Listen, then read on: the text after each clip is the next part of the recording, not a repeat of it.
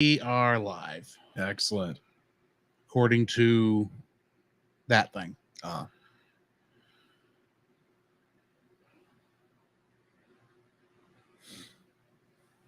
We are on Facebook. Excellent. Yep, Facebook's just my live. It's probably Twitch that just beeped at us.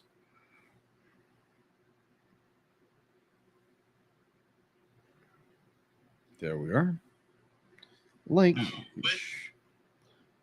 share.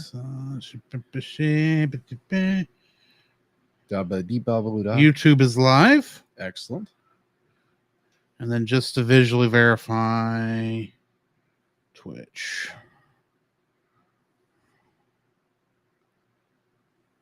I'm not going to worry about updating right now. Thank you.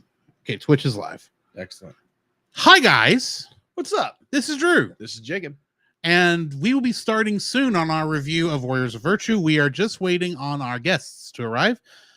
There was a little bit of time issue. Yes. So, time confusion. Yes. It was a little wibbly wobbly, timey wimey. It happens. May have been my fault, may not have been. I don't know. And plus, for some of you that are out there that are probably watching us now or listening to us right now, it's like, but wait, normally your Plus episodes come out at the very end of the month. Why is it coming out this month? Because of our special guests, we move some stuff around, better fit schedules. Yes. So it's not like we're nailed to that schedule completely. Right. We do allow for things to get, moved around. That's the True. word I'm looking for. True. Notes. That's what I'm looking for. I'm looking for Yes. notes. That might be helpful. Okay. So anyway, how are you doing, Jacob? Man, I'm doing pretty good. I've been, as most of you probably can hear right now, be like, I've had a slight, probably sinus infection or just sinus drainage all week. It's been fun because I think it was yesterday when me and him met for a Bible study. Yeah. Because I was talking like this most of the time because my voice was at a much lower octave.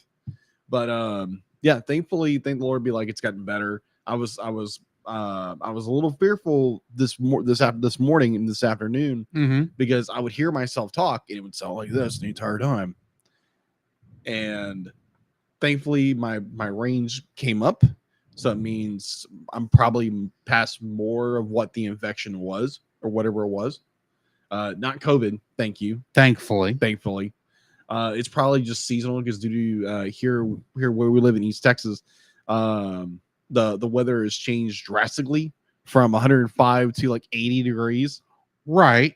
So me and my seasonal allergies don't have the most greatest relationship sometimes. Because then I turn into a frog. Or I turn into a frog. Kermit the Frog here. Wrong movie. That was Princess and the Frog from a couple weeks back. Yes. Yes, but I'm not a dashing prince. Ashley may disagree. That's true. All right, so it might be another 5 minutes before they join us. okay, yeah. So we can fill time. Yeah. And plus it feels really weird not seeing the screen right here. It's not on our main screen, which Right. y'all can't tell this. No. But it's not on our main screen because I need to see when our guests come in because for some reason the resolution should be better on that screen. You would But I think. think I've got the Zoom set up so I can actually see stuff from across the room. And that makes it to where I can only see 3 members on my Okay. screen on I that gotcha. screen. And that's right now, that's me, Jacob, and D-Lit. Yes. And I need to be able to see when someone comes in. Although it looks like somebody's coming in right now. We will see when that gets going. Yes. All I see is a gray picture down there. Huh. I think it's Kirk. Your screen is locked, my friend. Yeah, Andrew's like setting up 5 minutes. Yeah. No worries. We got time. It's all good.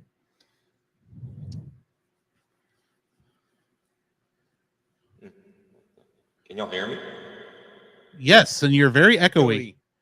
Yeah, I'll fix it. You got some reverb going on there. Yeah, I'll fix it. or he's talking in a tunnel. Well, that would be reverb. Yeah, true. Oh, and there's someone else. Hey, Andy, how's it going? Hi, Andy. What is up, fellas? How y'all doing? Doing good. Good. Just waiting on Kirk to fix his issues, and then we'll be ready to go. We're always waiting on Kirk to fix his issues. If it's one thing, it's another. Indeed. Yeah. There we go. His issues he have is. been fixed. He looks very bored. All right. And you're still reverbing. He is in the Coliseum. Ah, is that what it is? Is that better? Yes, Much that's better. much better. Maybe better. he's in Tau. Huh? Maybe. Maybe. Look, All right. Is that And better? he just got away from that nightmare. and no comments there. No comments there. Okay.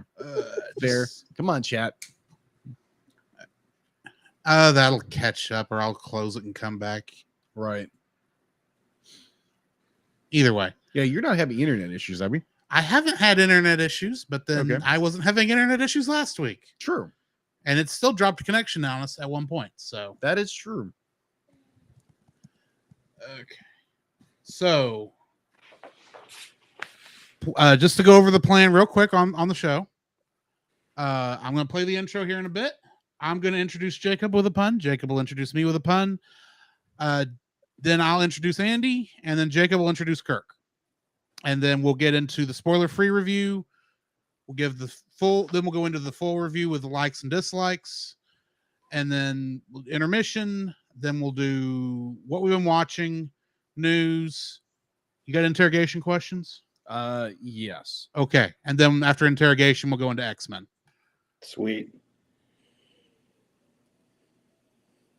So once I know we are all ready to go.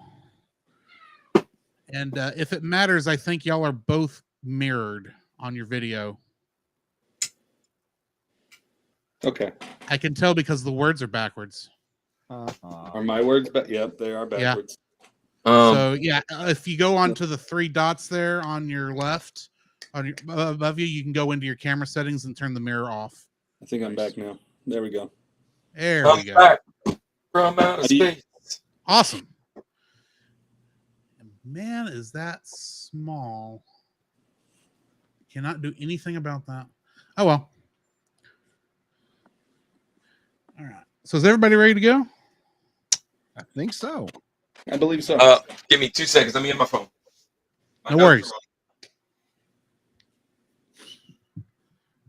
Again, it's always something. It happens. It does. I'm playing, goofing around, guys. Come on. Don't be. All right, I'm ready. Hold on. Let me go watch the movie we're reviewing. Oh my gosh. You joke, but I there was one time we did have someone who didn't watch our the TAS we were doing that day, Yeah. and we didn't know till we were already midway through the show review, and he says, "Oh yeah, I didn't actually watch this one. I thought we were at a different season." It's like, oh well, that's right. okay. Yeah. Oh, that's gonna be fun. So, all right, if we are ready to go, I can get my thing over here. Let's. Oh, hang on. Can y'all make sure? I want to make sure y'all can hear that. I heard that. Yes. So you can hear D-Lit. Great. All right, let's get this going. The Cellcast is recorded in front of a live streaming audience. If it hadn't been for you, I would be now in someone else's digestion. You know there's something you should know, so I'm gonna tell you so. It's Bad Movie Month on the Cellcast. Don't sweat it, forget it, enjoy the show. Working all day, now it's time to unwind. Kick back, relax, take a load off your mind. I'll be busting the moves and I'll be busting the rhymes. We'll be busting up laughing cause it's party time. Everybody's feeling fine cause it's party time. Party time, it's party time. Everybody's feeling fine cause it's party time. Party time, it's party time.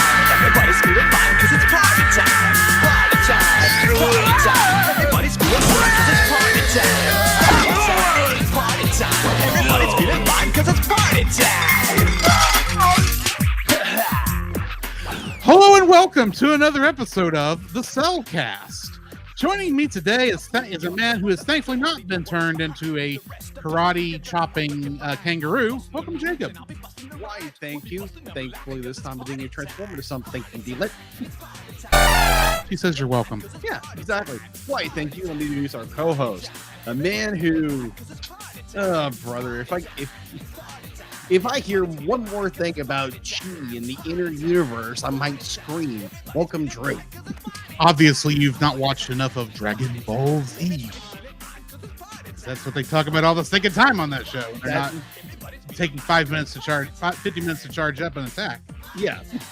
Also joining us tonight, we have from the Rushmore Show. I don't even have a good pun. I apologize. Welcome, Andy.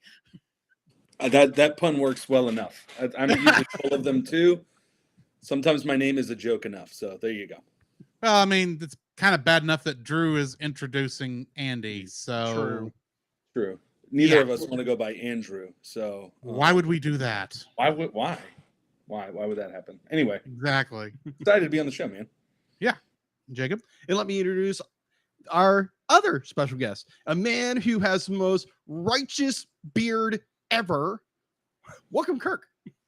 I like that mine was more righteous than Andy's. That just Well, see, mine wasn't even It's mentioned. nice and fluffy. It might be I'll easier take that. to make out on our screen because for whatever reason, y'all are kind of shrunk over there on the other side of the room.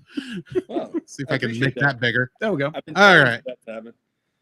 Trying to make So yeah, I'll it take is the compliment. right. Of course, y'all remember it is Bad Movie Month, as painfully obvious as that opening was. I love how Jacob forgot I had a special opening for this. Oh no, I did not forget. It was more like I was because the first last week he did it, threw me off. And this time I'm listening to it, it's like, oh my gosh, this is so hilarious. It's so hilariously stupid. It's funny. And we didn't bother to tell our guests we what was didn't. happening. You're welcome. Well, I Yeah. listened to last week, so there you go. Oh, okay. I listened to portions of it. If you remember, I logged in while you were doing that. So Indeed, That's I do right, remember you did. seeing you in the chat. Yeah, thank you for that. So yeah, we are reviewing. I just realized there was a slight mess up in our intro because you didn't say plus, Oh yeah. but that's Plus. fine. Yeah, I'll just edit that back there somewhere. Yeah, we'll work that out. So yeah, we are reviewing a live action film tonight with our good friends, Warriors of Virtue, or as I am starting to call it, Mighty Morphin Ranger Roos, That's because that's basically what it is. Absolutely. And yeah, so why don't we go ahead and jump into the spoiler-free section and we'll get into this.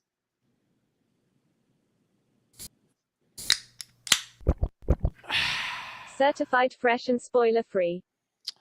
So, Andy, I think you're the one who suggested this film. Sorry about that, but yes. Why don't you go ahead and start us off with your thoughts, your spoiler-free thoughts on this? So I mentioned it. You guys were, we were blessed to have you guys on our show a while back, and we got talking about it. And this is just a movie that is almost, I thought was like a Mandela effect thing. Like, did this movie really happen, or did I make it up in my mind? And I wish I did after watching it. But there's a lot of nostalgia that's poured into this movie, man. So I had high hopes for it. Again, watching it again. So, but hey, it's a great one, man. I've got him hanging out behind me right here, and my screen's mirrored, so I got to figure out how do I work my hands. But anyway, right. This is just a great movie. It's a classic. We'll be telling about the story of this. It's like this generation's Citizen Kane. Probably not. I don't think it is. It's not. No. Maybe The Room. A movie I keep hearing about over and over again, never watch. We're never putting it on this show either. Okay, good deal. Unless one of our guests wants us to review it. And There will somehow be much- Warriors, in that Warriors instance, of there will be Virtue much made it on discussion. your show. I'm sorry, what was that, Andy? I said, and somehow Warriors of Virtue made it on your show. So There's that less is- cursing and less sex scenes. True. there's less. Anyway. Yes, far less. yeah. So, Kirk, what are your spoiler-free thoughts on this? Well, it's exactly what I thought it was. And when we said, hey, this movie, and you guys had not really heard of it, the first thing I said was, take Power Rangers, throw it into a fantasy world, and make them kangaroos. So that is kind of what it is. But you guys are bashing it, and I enjoyed it. So we will get to talk. But yeah, I really liked it. Okay. Cool. Yeah, this is my first viewing. I had only what Kirk and Andy had told me about this going into it to base on. And I'll say it started off kind of like your standard kids are the heroes film until we got to Tao, and then it's just like it went off the rails to where if you wondered if you were even in the same county as the rails. So yeah, this movie's a trip. This is definitely a movie you should watch with like a bunch of people so you can all laugh and make fun of it at the same time. And there again, if you have nostalgia for it, you love this film. Oh yeah. Yeah. You got to remember, Jacob and I were on Mighty Morphin Power Rangers the movie for Retro Rewind. Yes. Like, I reviewed it twice that year. You did. So we all have our nostalgia. Yes. Jacob, And I'll what are say your this: thoughts? this movie is not nostalgic for me. Just throwing that in there because this movie came out my freshman year of college. So yeah, it wasn't something that was a childhood thing, but there are some things that we'll jump into and talk about. But yeah, right. I understand why people would. I've heard Fever Dream a few times. I've heard just kind of out of this world. But yeah, it's a fun movie. Fun movie. I'll just leave it there. All right. Alrighty. Jacob, what are your spoiler-free thoughts? My spoiler-free thoughts on this film, first thing, I'd heard about this film like in the late 90s when this came out, and I saw promos for it or whatever. Is like, this looks weird. And this is around, when did Power Rangers movie come out? 95, so 2 years later. So and when I heard it's, we're doing this film for the podcast, I was like, okay, let me go find it. It's on Tubi. And it was like, okay, this was interesting. I would definitely say there was a lot of high ambitions for this film. Mm-hmm. I enjoyed parts of it. There are other parts I'm like, whoa, just pull Keanu Reeves. It's like, whoa, what's going on here? But it's interesting, but at the same time, it is so bizarre. And in some ways, it's good. In other ways, it's not so good. So yeah. All right. So I guess that takes care of us for the spoiler-free section. Let's go ahead and jump into our full spoiler-filled review for Warriors of Virtue. The following is a spoiler-filled review for the film Warriors of Virtue. Listener discretion is advised. Warriors of Virtue was directed by Ronnie Yu, who also directed Freddy vs. Jason. Oh, okay. Somehow that, even though I've never watched Freddy vs. Jason, this explains a lot. Well, Freddy vs. Jason wasn't really that bad of a film. There's a lot of correlation there. There's a lot of parallels between the two. Which makes me want to watch Freddy vs. Jason to see how off the rails that is. Well, it's a Freddy vs. Jason. Freddy vs. Jason's probably one of the better ones out of all of those, to be honest. Yeah, I agree. Okay. It was also written by Michael Vickerman and Hugh Kelly and based on characters created by Kenneth K. Law, Ron Law, Chris Law, and Jeremy Law. Saban.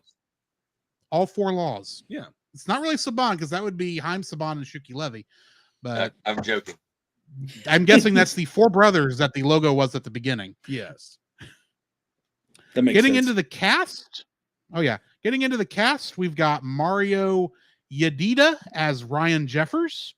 And in the movie Jack, he played a character named George. I have no idea.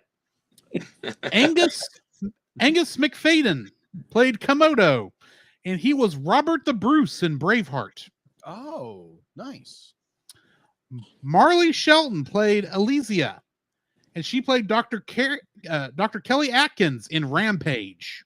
Mm-hmm. Oh, that rock movie. Yes. That rock movie. That rock movie. Based on an old arcade game. Yes. It's Rampage. Oh, the video game was amazing. Yes.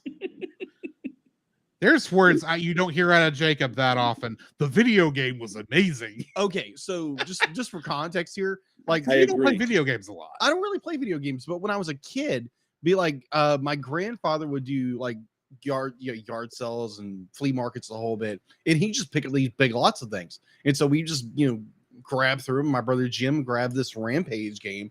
I was like, oh wow, and like it's so much. To me, it's so much fun. It was just like Rampage is a thank fun you. game. It is a fun game. It's on my Rushmore of arcade That's right. game. We did this. We did a Rushmore. A lot of flack for it, so I'm glad I got some support from the Cellcast. Yeah, I mean, Yeah. it's a nostalgic game, but Yes, Indeed. yes. Good word for you. Hate it. I'm just using our fellow brethren of the Culture Box's words. Yes. There you go. Yeah. Chow Li Chi played Master Chung. And in Big Trouble in Little China, he played Uncle Chu. Michael J. Anderson played Mudlap. And in the television series Twin Peaks, he played Man from Another Place. All right. And he was in 4 episodes of that. And he showed up in the sequel that HBO did. Huh. So I'm guessing that's a major character. I guess so. Person from another place. Yeah, pretty much. I'm the same way, Kirk. I have no idea what they're talking about.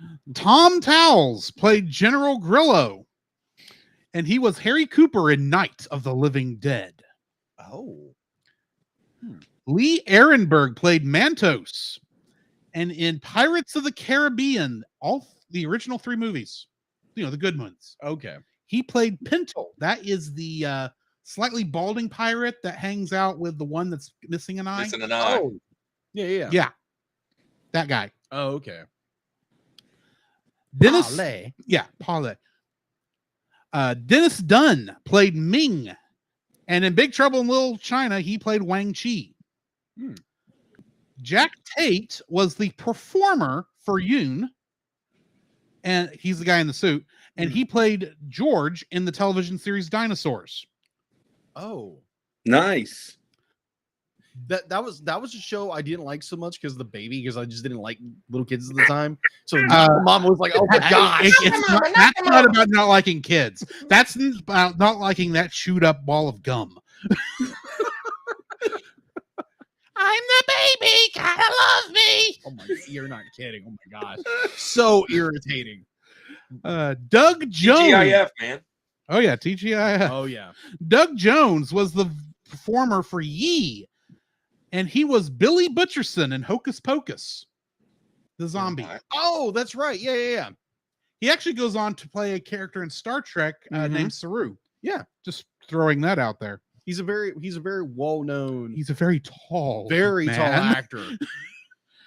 Uh, Some very iconic characters. Don W. Lewis was the performer for Lie. And they played a mime in Robin Hood Men in Tights. Yep. Movie I've never seen before, but I need to watch it. Oh, Jay. Yeah, that is a good film, actually. That's a comedy I suggest for. Fantastic Okay. movie. Oh, yeah. J. Todd Adams was the performer for Chi. And he was the narrator for the audiobook version of Fight Club. Really? Yeah. That is The Don't you only guys remember time that? I've ever run into an audiobook on IMDb. That is That's the interesting. first thing I picked up when I saw his character on Warriors. Especially since we never heard his voice. Because these are just the suit actors. Yeah. Lastly, Adrian Corcoran was the performer for Soon. And she played Katie in Seventh Heaven. Mina E. Mina was the voice for Master Chung. And he played the Coptic cleric in the Chronicles of Riddick. Scott McNeil was the voice of Yun. And he is the original English voice for Piccolo in the Ocean Group dub of Dragon Ball Z. Oh, yeah. Among many other characters, but Yes. Piccolo's the one everyone will recognize. Doug Parker was the voice of both Yi and Chi, and he was the original voice for Mega Man and Captain N the Game Master. Oh, Let's go. Sold. Dale Wilson was the voice for Lie, and he played Akuma in Street Fighter, the animated series. Nice. And Kathleen Barr was the voice of Sun, and she played Dot Matrix in the television series Reboot. Nice. Okay, so who wants to guess how many Kingdom Hearts connections there were? I'm going to say 3. Any other guesses? Gentlemen? I'm not an RPG guy, so 4. All right. Well, I'll take the 5.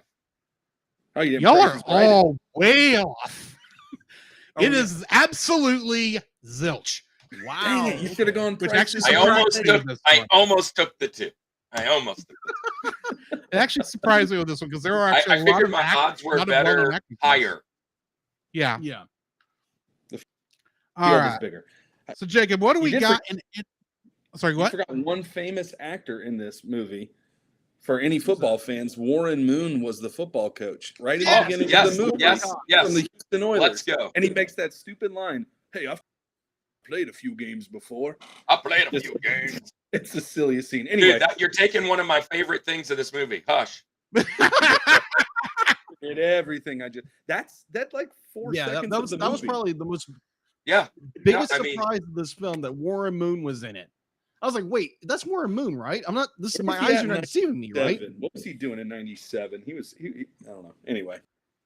I have no idea because I've never heard of this man before. Oh wow, Dude, I don't watch football. I know, but Warren Moon from the Houston Houston Oilers. Oilers. And your point? In the Guess what? I Seahawks. don't know anybody else on the Houston Oilers. Okay, then, fair enough. That was a long time ago.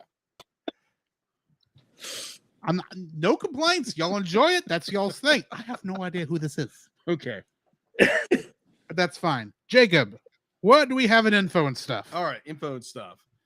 We have an IMDb score of 4.7 out of 10. It's available to watch on Tubi and most free streaming platforms.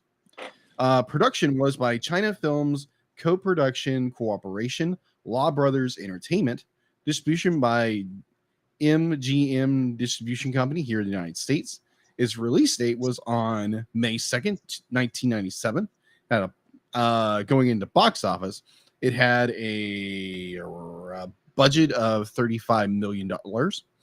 Its opening weekend was $3.2 million on May 4th, 1994. Its U.S. gross, this thing came under bad. $6.5 million for its U.S. gross, and its international was 6.5. Yeah, this movie tanked badly. So, at home release, as in Wikipedia says itself, this film did not do much. This film Hang on. Nah. Go ahead. In home release, the movie didn't do as well.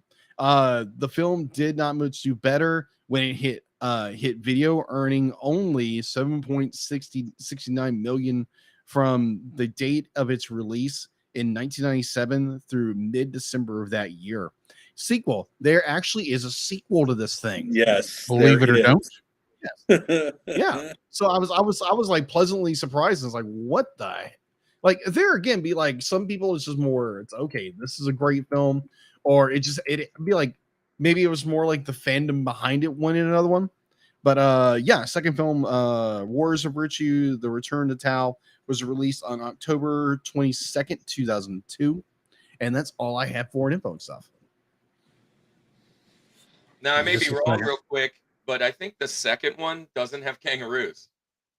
I think it's actual people. That kind of takes the fun out of it. Yeah, I think I read the plot. I don't know. I haven't, but the premise is that that did my blanket on their names. The two boys. Anyway, they've become like kung fu masters, and they're going to become the. It seems stupid. They got all new actors and everything. Yeah, and I mean, I think it was the actual 02. warriors of virtue look like people, and What world? yeah, and they actually look like funny people, to be honest. But anyways, Bunny people. yeah, I mean, like it's the worst costumes I've ever seen for fire, metal, wood. It's pretty. yeah. All I mean, right. it's pretty awful. I mean, there's. Oh yeah. is happening? That is bad. Yeah. It's like they ordered. And oh wait, let me show you water. ordered in Warriors wait, the what? virtue on wish. Look at the water one. No, that's Warriors of Virtue off Tenmu. Only $2.99. Timu, Warriors of Virtue. Wow. That's a steal. All right, we ready for the summary? Yeah, it's good summary. All right. Middle school student Ryan Jeffers suffers a disability to his leg, preventing him from trying out for sports and fitting in. He's also 12 and trying to play for high school football, which I think is the issue here. It's what it looked like anyway. A little bit. He is currently the water boy of his school's football team and has a crush on quarterback Brad's girlfriend. He often seeks escape through comic books and dreams of adventure, hiding the depression of his disability from his mother. One day, the owner of his favorite restaurant, his friend Ming, gives him a manuscript of Tao, representing the 5 elements: earth, fire, water, wood, and metal. He advises Ryan to live his life no matter his physical limits. That night, Ryan and his best friend Chucky are approached by Brad and his friends, who suggest an initiation for their group, leading them to a water plant. Ryan is told he needs to cross a narrow pipe to sign his name on a wall of graffiti.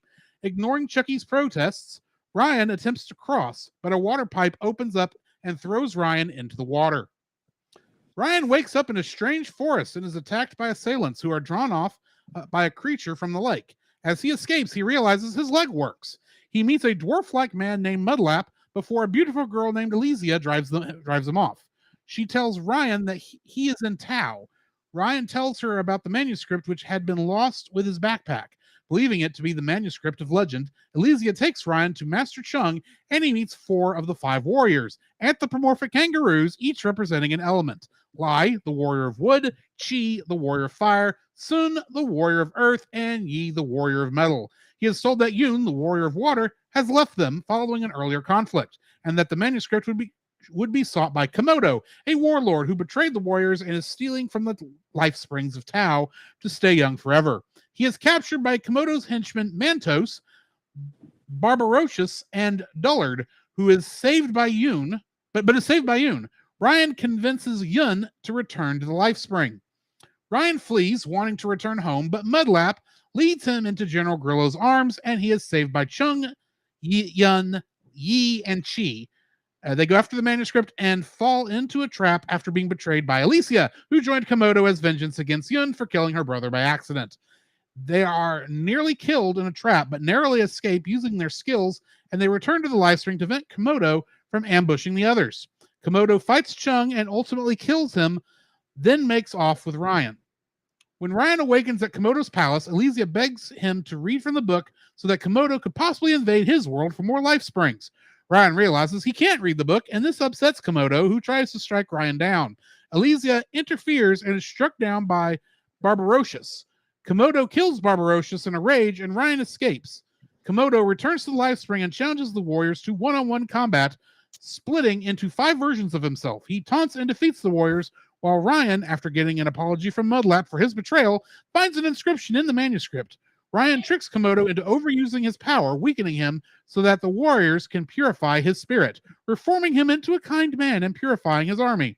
Ryan, mortally wounded, is surrounded by his friends, and Yi astonishes his comrades by thanking Ryan, speaking for the first time in years. Suddenly, Ryan is back at the water plant before crossing the pipe. Realizing his desperation to fit in led to the accident, this time he refuses to cross it. The water pipe opens like it did before, trapping Brad on the other side.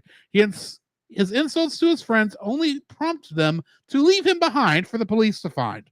That night, Ryan apologizes to his mother for an earlier argument, and when he goes to bed, he offers to tell his dog about Tao. What is the dog going to do in Tao? That's what I want to know. Equal? I don't know. Do we see him again? Now I got to go watch it. I only have one piece of trivia for this film. Ryan quotes 2 movies, both of which starred Tom Hanks. He says, "Houston, we have a problem" from Apollo 13. And crap happens. I kind of messed with that one. From Forrest Gump, 1994. So, yeah. we need to get into our dislikes. Who wants to go first? Dislikes? Oh, Sorry, our Yeah. likes. I jumped ahead. Yeah, you did. Likes. We want likes. Who wants to go first there's on no this? likes. I'll go. So again, bringing this, I have a fond memory. I said, well, maybe fond's the wrong word. I have a memory of it. Let's just leave it at that. And I remember, like, I even had they had a toy line. I think that was really the premise of this movie was, hey, let's sell these toys. But the Yeah. concept, I like the idea behind the movie. I think, I mean, growing up as a Rangers a kid and just loving like all of this kind of stuff and warriors and kung fu and just, it's cool, right? Again, I got to think, like, in 1997, I was 8 years old when this came out, so this is like super cool, right? I like the idea, I like the concept, and I'll talk a little bit about the other side of that when we get to some dislikes, but overall, the concept, the idea behind it, I enjoyed that. Kirk? Yeah, I'm right there with you on that. That's one of the ones that I would have had, but to give one on the side of that is the kangaroos in itself. The idea of this is a unique concept, and after this, I remember there being quite a bit of different other things that kind of were trying to utilize some kangaroos, but they were, 1997. You're coming off Power Rangers, Ninja Turtles, Tiger Shark, Silverhawks, everything else in the blue, and they decided to try and go with kangaroos. I thought the idea was cool. The using the kangaroo style where they can jump and fight, which kangaroos generally are considered kind of pretty fierce animals. That's just a cool idea to me. It does tend to lead into some of my dislikes.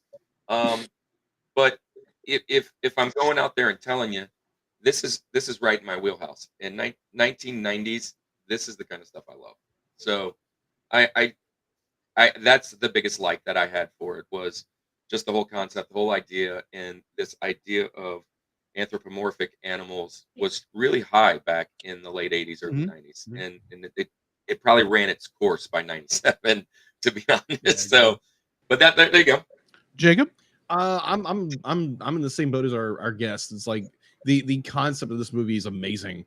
It has like such a broad perspective of what it's trying to do. I think the execution's a little bit weak, but it's broad concept and what it's trying to do with character design and all this great stuff. Like, it is a wonderful idea. I think some of the execution is done not very poorly in some cases, other than not, but overall, be like the concept. I love it because there again, a wee lad in the 80s, a child in the 90s, and be like, you grew up with this stuff, and it's just a natural progression into it. And I enjoy that for what this film does, and it's trying to do. It's broad attempt to make something unique and different, and I find that the general concept is good. It's very, very good. And I to expound upon that, I really wish they could have like maybe had a bigger budget or what have you, and seen what they really could have done with this. Because as most bad movies are, it kind of feel like you ran out of money. Agreed. And it just like there's both. I mean, that's usually why movies kind of fall into the cellar. People go watch it and there's just holes and there's just things missing. And I think that's kind of how I felt watching it. Like, man, what a great idea, but it fell flat. You usually either ran out of money or it's a quick cash grab, and this is not a quick cash grab. No, they were legitimately trying to make a good movie, a big movie out of this, a big blockbuster, I think. Right, for sure. But because my first part 2 looks like the cash grab. What? The part 2 version. Oh, that probably is like a cash grab because this probably made just enough money for a sequel. We got to make some money back that we lost. Exactly. Yeah, they lost more money than they made. Yeah. But my first like for this is the suits, because all of the suits for the kangaroos and all the other half monster animal people, they look amazing for this time period. Yeah. Yeah. I mean, it is up there with Henson's version of the Teenage Mutant Ninja Turtles from 10 years prior to this. It is that high quality, I think, in the way it looks. Now, granted, some of the faces on the kangaroos could have been redesigned, Lord, please. but for the Yeah. most part, it Yeah. worked. I thought it was very well Yeah. done. But So yeah, I would totally agree. In my long list of dislikes, I would have said the faces, but the everything else Mhm. about them, the warrior side, the outfits, the girl was even a little shorter and kind of made a bigger guy. And Yeah. they really just looked really, really cool. The outfits fit the elements and the virtue and the weapons and all that. And so I totally agree. That was another cool thing. Throwing myself as a young kid, wanting those action figures, that kind of thing.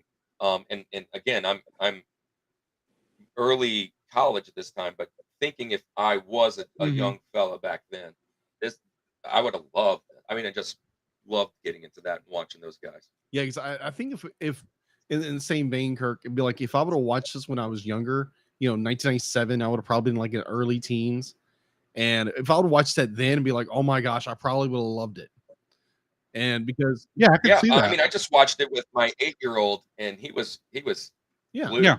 right? Because all the different things that we see, he totally missed. He totally like yeah, kind of yeah, at that age, because you're more mesmerized by the ooh and ah, Mhm. the action. But the that, whole yeah, bit, 'cause and that's that what was you're drawn that to. was me. I was 8 when it came out, and we're going to talk about dislikes and stuff, but at 8, this was fantastic. Like this Yeah. and all the plot holes and all the issues and all that kind of stuff. So we say bad movie month, and we could say that, right? But for the target audience, it was fantastic. It was awesome. We Agreed. can look back Agreed. and do that, but which is fun. I love terrible movies. Well, and see, that's the thing about Bad Movie Month is these are movies we suspect are bad. We have Yeah. no idea before we watch them. Yeah. Right. This, I feel, is like on par with last year when we reviewed the Emoji Movie, because that movie was far better than it had any right to be. Agreed. It was still bad, It was bad, but it was better than it had right to be. And this kind of feels like the same thing to me. Right. fair enough. Yeah, So our totally agree. second round of likes. Yeah. And I'm trying to skip ahead. I don't know Yeah. why. You just want to bash this film, apparently. I guess. Hey, I'll jump in. Sure, Can I go jump ahead. in for Go this ahead one? for your So, second like. I have had a long-term dream, I guess, of or goal to write a book, and in my book is very cliche. I mean, it's very cliche, either martial Mhm. arts or cliche anime, fantasy, you name it. It's got all the major points. And what I really loved about this was the world building, the idea that what it could have been with the animals and it using elements, but instead of just using elements, it used the virtues. And I that was something that I had just never thought of. I had never seen. I really enjoyed that side of it, and trying at least for the water kangaroo, which I can't remember all their names, Lai, Tai, all that stuff. But that water character and what he went through with the murder of the character, which you kind of saw some foreshadowing, like, yeah, I see where this is Yeah. gonna go, but kind of giving him but it was going against the virtue, right? And so I love the premise that they were trying to do, and it just made me expand maybe even my knowledge on what I want to do as a creator for my story in some of those worlds. I just really enjoyed that quite a bit. It's just really cool to me. Yeah. All right. Yeah. Okay. Well, my second like, I loved the scenery, and I loved the water and the town and like the village where there's it's almost like the tree houses and the whole communities out there. Mhm. I love just the overall look of everything. Even though that first scene when you see it, it's like, is Yoda gonna pop out? This looks like Dagobah. Like this is like what is happening here? The swamp. And but dude, I really love the look of all of the scenery and everything like that, and really kind of how it intertwines with that the life source of how the water's flowing through. It's just it was a really cool thing, and not even just Tao, but like all of the scenery of Komodo's like lair and stuff, and you know, the other areas, the temple and stuff where they would find themselves. Just it was really like visually just like cool looking, which I thought it was like, well, there goes your $30 million was on the ruse and this, and then good luck with everything else. It's kind of what happened, but yeah, just the overall look of everything, and it kind of goes in. Drew, to kind of what you were saying with the look of the ruse and the outfits and the suits and just everything that they were wearing. They got up to their neck and then they ran out of money. So, but yeah, so the overall look of the movie I thought was super cool. Yeah, I would agree with that. With the the aesthetics and how the design and the whole bit is gorgeous. They're gonna be like they just ran out of money at the head. Yeah, but like, well, you can only do so much with the human head before CG. That is true. That's the problem. We're pre Jar Jar on this. That is true. Yeah, I mean that. But you saying that, you talked about Drew. You talked about the actual characters, but that wildebeest and Rhino. I'm assuming that those two guys were even better than the kangaroos. They agreed. But they didn't have. They had. I just wish they had. I really wish they did have more of those animal men scattered throughout this. And I think it worked so good with those guys is because the head of the beast was bigger than the human heads that had to stick it that stuck in it, so it looked better. Yes. So it looked like I thought it was Bebop and Rocksteady. I thought that's what I coined them. Yeah, I would agree with you. Yeah. I could go with that. They were like, did they name them? I think which actually hit me. You know, turtles, these characters, Ninja Turtles, and that's funny. There's a rhino and a wildebeest, and I mean, it looks fairly close to the wild boar and the rhino. But Jacob, so your second like? My second like is kind of be like, I don't know, be like maybe I'm throwing a fastball out there, because this one I'd be like in retrospect of watching the movie and kind of giving me time to marinate on this. I really enjoyed the performance of Angus McFlagan, I believe you pronounce his name. You mean Komodo? Yeah, Komodo. Be like, I enjoyed that performance for some reason. He was fun to watch. He was over the top every single scene. He's over the top. He's eating the scene up every time. And I'm finding very enjoyable. It's like, okay, this is beyond ridiculous, but at the same time, it's so you'd be like, you can't pull your eyes away from it. And I thoroughly enjoyed that performance. I was like, oh my gosh, how much more insane can this character get? It goes more over the top, more zany, more just like over an abundance of just like craziness of how insane the character is. But it's done in such a way that it's kind of appealing in a way that you're laughing at. It's like, oh my gosh, this is terrible, but it's so good at the exact same time. So yeah. Komodo. I thought he was a very interesting character. He was compelling, even though he was crazy as a bag of rocks. But yeah, I thought he was. Overall, I thoroughly enjoyed Komodo as a character. I liked his character. I just kept thinking Loki every time I saw him. I just was, you know, it's just this guy right here. Except Loki had obviously been on his medication, while this guy had obviously missed a couple doses. Just a little. He needed some more life force. Yeah, that was the problem. He was driving him cuckoo. Yeah, he was going cuckoo for Cocoa Puffs.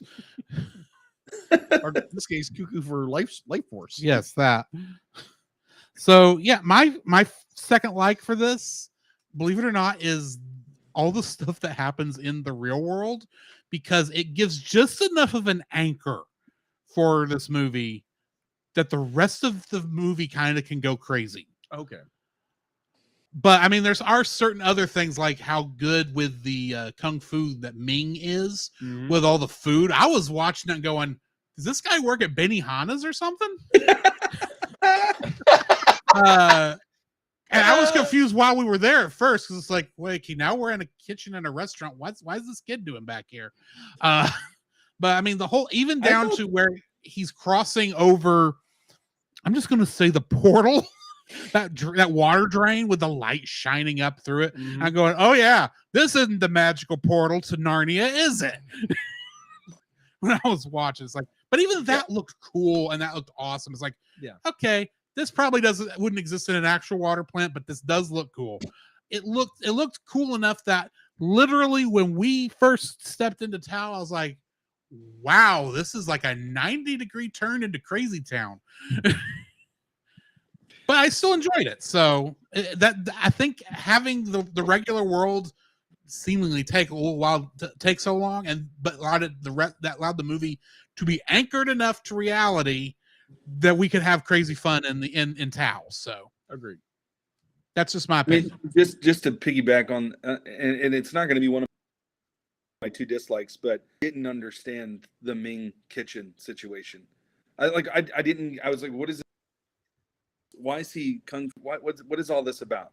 Here, this actor, they were like, hey, yeah, he does martial arts. Can we just show off for a minute? Like, there was no point in having. I mean, he handed the manuscript, right? That whole thing, like there was that portion of it, but you didn't have to do all of the scenery in the kitchen, and that didn't even have to be part of the story. I don't know. It just seems like, okay, let's throw that in there. I did like how they threw in 2 Power Ranger references kind of at the beginning in that scene though with him, because at one point he says there's no morphing. Yeah, it's like right. that was a weird line read. That was a weird line. And then later on he says it's cooking time. And it's like, gosh. Yes. what? It's like, okay, you're either trying to bash Power Rangers in a weird way or trying to do callback, which also doesn't really work. But anyway. That's funny. Yeah. All right. Y'all ready for dislikes? Yeah. Who wants to born ready? Do this first? I'm just jumping in. There is way too much of the story that we're assuming that we know a backstory to this. Like, okay, General Grillo, he used to be a good, but we don't know anything about that. Like, it's not explained. Nothing. I need a prequel is what I need. I don't need Warriors of Virtue 2. I need Warriors of Virtue 0.5, right? I need the prequels. There's so many things. Like, then Komodo, it's never even said that he can split into 5 people, and it happens at the end, and we're just supposed to, okay, that's a thing that'll happen. There's just so many things in this movie that are like, what I don't understand the backstory. Like you even kind of mentioned, Drew, in like when you were telling it, well, he has a crush on this girl. It's like I don't know if that's happened. I don't even know. Like they rushed through some of that beginning stuff. Mm-hmm. I feel at least, but there's just so many things that happen in this. The whole, like, there was a battle and he murdered the brother. Well, it's just talked about, but what are we doing? They just threw backstory in there and briefly mention it, and I'm supposed and it's that adds to it. I don't know, like it feels like they stuffed way too much into this one movie. Mm-hmm. Story wise, I'm gonna agree with you on that. Can I just sure, say something? Ahead. I think they didn't stuff enough in it. Oh my gosh, that was what I not felt. At all. I felt all the plot holes that were happening were because there wasn't enough. See, I didn't notice any plot holes because the film was going. I could have used about 30 more minutes, to be honest, to explain several of the things that were happening. And I kind of bit my tongue through Drew's last comment, his like, because I was hoping to use the plot holes, because the whole fight with Ming, let me just say, like, where did he come from? Where did he get the book? Why does he have the book? Yeah, exactly. Where did he go after? Why is he so special? The cocoon and the what is with all of this? But the whole story is a plot hole. Then why is the portal there in this amazing thing that nobody saw it until now? And why are they even painting on the wall? Falls in. Why is this kangaroo missing? I mean, like, it was just a constant, like, I just wish they would explain something before we move on to the next thing. Yeah. Because here we are again. And then the girl. And then the one thing that I did get the whole time was, and I kind of mentioned it in mine, the water kangaroo, which I'll just say the water. I can't remember his name. they said he killed someone, I knew that was going to be a major point later, because it's like there's no reason you're going to tell me about this, and he's hiding. And then I kind of put together when she mentioned it was her brother got killed. I was like, oh, the kangaroo killed the brother, but why is she here? Yeah. Why is she still here? And then the whole her going bad and oh my gosh, just everything in this movie was a plot. Yeah. And that's what made me upset. Like, here's another thing. Where did Komodo come from? Why is he there? Why did he go bad? What is he going now? Because they're like, oh, you live here. Like, why? Where did, like, most bad guys have this arc where you see him coming? It just seems like he was just all of a sudden a bad guy one day, took over everything, and now you're back to just a regular old Joe. You're right. Good job. Now we're back to normal. But Well, yeah, when I say I that there was so much thrown in there, the problem, I guess where I'm coming from, is that there were so many little hats in there that they didn't complete. So there was just too much of. And I guess they could have took some of that out and just helped out other stuff. I would rather too many. more.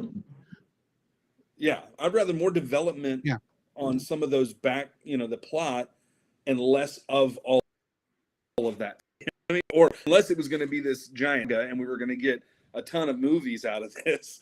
I mean, let me just say this. I wish we would have found out that Ming, I think that's his name, the chef, went to Tao, and he was the precursor and groomed up Brian, or whatever his name is, Ryan, to be the guy. And then he comes back to the real world, and he's like, oh, you did it. No, we never even see the guy again. This guy's like karate kicking the fountain or the water. And I'm like, why is this so special? It's so crazy to me what just happened. And we're never seeing him again. I was like, So I have something that will. you mean Master Splinter isn't in it anymore? I have something that will fix both of y'all's problems, and is also part one my dislike here, and that's the fact that this movie should have been a 24 episode television series on Fox Kids. They had that much time to go through this entire plot line. You could have explained all this and made it a lot more satisfying to hit all these what are in this movie undeveloped plot points that were just told this happened, and you have to ingest it and move on. Yeah. So yeah, I really feel like they tried to cram in an entire season's worth, television season's worth of story into what is this, an hour and a half, roughly about an hour and a half. Yeah. So it just when you get that much in there, it's just not gonna work without cutting something, because you have to explain what's going on. You can't just say, "Oh, he killed somebody," or "Oh, he's the villain." Why? Because he's the villain. It's like, okay, but why is he the villain? He wants life springs. What are life springs? I'm never going to tell you other than maybe even 3 sentences after. Yeah. After he became normal Komodo, then like, oh, you're back. We are so I mean, whatever. Yeah. Why you went there, just fix it. But no. We should have killed him. The movie just all of a sudden he's back in Earth. It's like, what just happened? What happened? What happened was they realized, oh, we have 10 minutes of movie left and nothing left to do in Tao. Okay, he's just back. We're not going to tell you why. It's like, was he hallucinating? Did he have a concussion? This would explain a lot. That too. Yeah, because accepting transfer. I would have loved at the very end. It was just all a dream, a la all the other Portal fantasies in the world. Yeah, it was probably. It made a lot more sense. It was probably some bad Chinese. I guarantee you it was bad Chinese. That would have been hilarious. Food poisoning. That would have been hilarious. Bad Chinese. Oh my gosh. Anyway. Man. Yeah. Your first is like Jacob. My first is like is in that same vein. Be like, there's way too many plot points in here that are never explained. Like everyone's expounded upon. The movie is it's overstuffed with everything. We don't get explanations for anything. And I don't want to try to tread on everybody else's plot, their first dislikes, but oh my gosh, it'd be like what if they would have done a little more diligence with the story. marinated it, Mhm. massaged it a little bit more, gave it a little more time, maybe made this like a 2-part film or something like that, and like just drew your audience in with everything instead of just trying to cram it in that 1 hour and a half. Be like, it would have been a far better film to me. Mhm. But be like, understand, be like you're trying to get one thing out, you're trying to be like, you're here, you got this budget, you're trying to do one thing, but they're gonna be like, it had such a great potential as a film with all these great ideas, but it was squandered with the time, the runtime and everything else. It didn't have any time to breathe or any time to expound upon what it's trying to say. Mhm. Absolutely. Absolutely. So, already say second your- dislikes. Oh, okay. Yeah, that's right. We've all kind of disliked. Yeah, some I things. jumped in before I- Jacob last time. That's right. So it's like really, and I think many of us we kind of chatted about this a little bit. The fight scenes, why do they go slow yeah. motion? What is that about? It Oh gosh. makes it feel weird. The whole there's so much potential for this fight scene to be awesome, Mhm. right? And I feel like there's, because of everything there, right? How the ruse, we may not like the faces, but just the whole concept of everything. Like there's so many happen, but they just they do like this weird like dream sequence, kind of slow-mo, not really slow-mo. I don't even know what to call it, but they do this stupid filter. It's a slight over- slow motion. right. And It's you a slight slow motion, like, but then every once in a while there's a speed up. So yeah, right. weird. It's super weird. And like immediately when the fight and they're back to just conversation or whatever, it's back to normal. Just keep that. Just do that the whole time. Like why did we have to? I don't like it. It makes it up. It makes really what it does for me is it takes more attention away from the fight. And now I'm like, what is happening? And I'm missing out on what the best part of the movie could potentially be the best part of the movie. I mean, all these fight scenes. So yeah, that as a whole, I didn't like. Yeah, I think Drew was the one that kind of messaged in the group chat. Yeah, I was like, literally. is it lagging a little bit? I literally thought my stream was lagging until I realized there was a pattern to the lag. So I'm kind of 50-50 on this one. I'm not so much against the slow motion because I'm trying to put myself 1997, that type of special effects. I'm kind of envisioning fight scenes that have come after. And the first one I kind of think of was Transformers when that came out. And one of the tough things about Transformers when they were fighting is that you couldn't tell who was who. Yeah. And they like just a whole lot of things is just happening. And I think it was an attempt to do something new and different. And it didn't necessarily not work for me. What didn't work for me in the slow-mo is they overused it for other scenes. Like when the old guy, trained the ruse, which I can't remember his name, but when he comes out from behind the trees, he's in slow motion. They do slow motion for other non-fighting things. So it's almost like a lot of times the movie is slow motion just when they're trying to like emphasize some kind of point. If they had just stuck with certain kicks or punches or whatever to emphasize that and then gone back, but it was a lot. I mean, you're just constantly hitting it. And I think it was just their attempt to do something different than everyone else. And it didn't work. The thing is, they're trying to be mystical with those fights and with those elements. And I think, don't quote me on this, I think that comes from like 90s era martial arts films. Though admittedly, that was one of the things that I almost put in my likes. Yeah. Was kind of how the ruse were old, but like Crouching Tiger, Hidden but the Dragon problem type is fighting they scene. didn't understand how they used it because they just like turned the slow-mo on and then would leave it on for an entire fight instead of timing it for actual moves where it would make sense. So, but if you I thought 50-50. I liked the idea. I think it was executed. I think like you think about like some anime fights and stuff, like there's a hit that's emphasized, right? Like Kirk's saying, like something maybe slowed down to see like face like moving or whatever, but do it in that way. Like you said, don't leave the whole fight scene that way. It's like the editing process. They just turned it on and went and had coffee. They're like, fight scene's another minute or two. We're good. Just leave it on there. It just I don't. Well, they needed to add 10 more minutes to the time, so they just slowed down the Yes. fight Yeah. instead of adding in plot. Why would we add in plot? It's going at 90 miles an hour as That it is is true. with no explanations. So Well, that's what I'm saying. Fix. yeah. Yeah. Anyways, What's your second dislike, Kirk? yeah. I got lots of dislikes. I was hoping that many of you guys would hit, and my number one, and I just still can't get over this. The rating of this movie is PG, and there are some things in here that I had to skip past while my 8-year-old was Fair. watching, and it just let me just say this: them saying crap, but the other version like 7 times in a Mhm, row was a little overboard, right?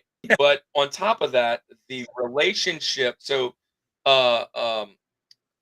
Jacob, you said Komodo, Mhm. and I didn't dislike him. He was really over the top, but I think Komodo was for a different movie. Like if like this, he's a great baddie, but he was like almost like not for the audience because I mean he's having like a menage with these two girls and they're fighting over it in front of him. They're kissing and going at it, and the implications are Yeah. there. The implications are there, and I'm like, yeah, well, this doesn't make sense. He's like, I just didn't like. You didn't need it. I hate when you're just doing it for the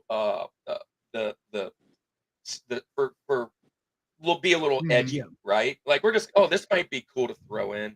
And I wish, and I know PG is parental guidance. I get it, but PG to me is almost always under 13, Yeah, right? yeah. I mean, that's how you put it in my mind. You got G, PG, PG 13. So I'm thinking anywhere under 13 would do this, and I don't know. Maybe it's just because I'm now saved and Christian and kind of going that path. I just didn't like it or agree it. I just didn't. I hated it. Fair. I can see that. Yeah. Jacob, what's your second dislike? Okay, so like we've all watched a Mission Impossible movie here or there, right? Yes, Okay. Did anybody watch John Woo's Mission Impossible 2? I did not. It's the next one on my list. It's been a long time. In my defense, Mama kind of soured that whole franchise on me because she Okay. hated that first movie. Oh, okay, fair enough. Fair enough. I've heard be like, I remember watching it, it was okay, but the second one I loved because there again had this amazing soundtrack with Limp Bizkit Mhm. and Metallica and that kind of stuff because that was my era Uh-oh. going into that kind of music. Right. But John Woo in this movie and a lot of his other films, he was known for doing slow motion. You know, kind of going to Andy's point where there is the use of slow motion to emphasize a point or to emphasize a kick. This is John Woo with his pigeons, but in overdrive. There are so many scenes where everything is like it's slowed down for no reason, or the entire fight scene is just it's like Drew said, be like, you know, is my internet lagging? Because there's so many scenes where it's just like the kicks and the fighting choreography is so slowed down for no reason. And I think there again, this was the mid to late 90s, so there was this emphasis to be like there was the we're going to embrace the kung fu movies coming from Japan and China. coming from China. But I think just be like, I understand where they were going with it, but it was the overuse and oversaturation of the slow motion. Be like, if they would be like, there again, this movie, like we've all said, this movie is going at a neck breaking pace, and it's be like, oh, we need to slow it down. Oh, let's just make a character slow down a little bit for a second, and it just be like, learn to put like slow motion where it needs to be, not every like anytime a character enters a room, they gotta slow down a little bit. It's just like it became so irritating. And there again, I was the exact same when Drew posted that. It's like, is my internet lagging? Is something going wrong? But nope, it's just a movie. So yeah, this movie needs to be like loves the idea of slowing down about everything. Yeah. So yeah, third like. I mean, second dislike. My second dislike for this, I was going to say pacing, but that kind of goes in with everything else. Right. So I'm going to talk about the fact that there are so many side characters in this that feel like they have story, and we never get to hear a thing about it. True. Granted, I don't know how you cram that in with everything else outside of making it a television series, but I mean, you just looking at the villains, you've got three sets of minions. One of them is a discount Maleficent from Sleeping Beauty. And I'm like, this looks like an interesting character. Y'all gonna do anything with her? It kind of reminded me of Evil Lynn. Oh, Evil Lynn. I think more like Scorpina or something like that. It's more like that. And the thing is, Scorpina. That was the other one I was thinking of. It feels like they added these characters because they're in Power Rangers. Right. But Power Rangers had time to develop them. Even when you look at Mighty Morphin Power Rangers, the movie, and it had to develop what's the pig's name that was new to that movie? Either way. Yeah.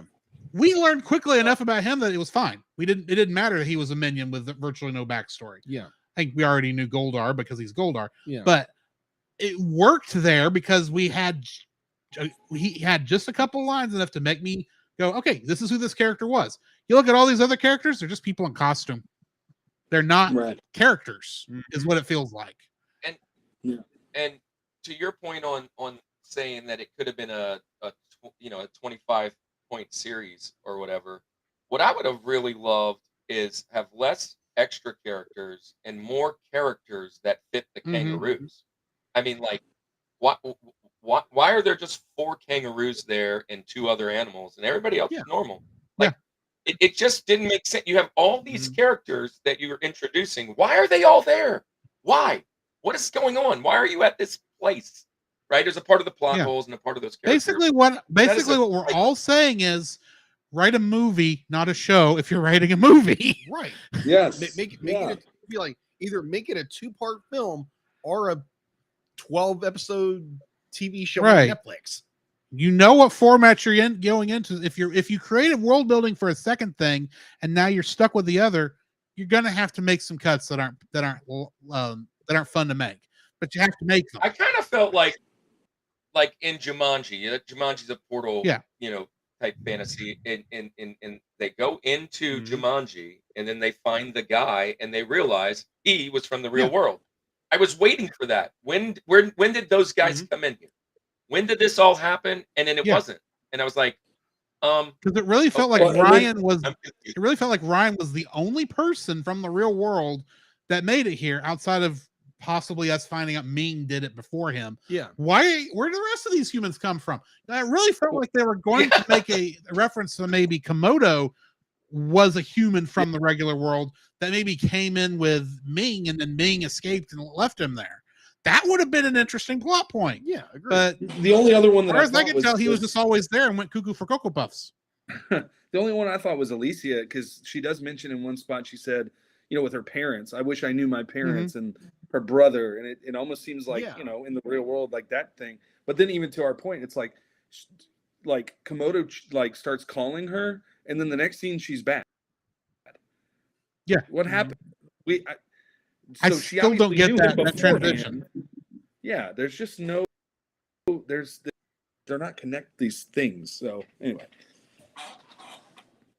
Well, what I would have loved is the guy, the chef, if he would have been the Master Chung's son or something. That would have worked. The guy who trained the Roos, if he was the chef and those guys were related.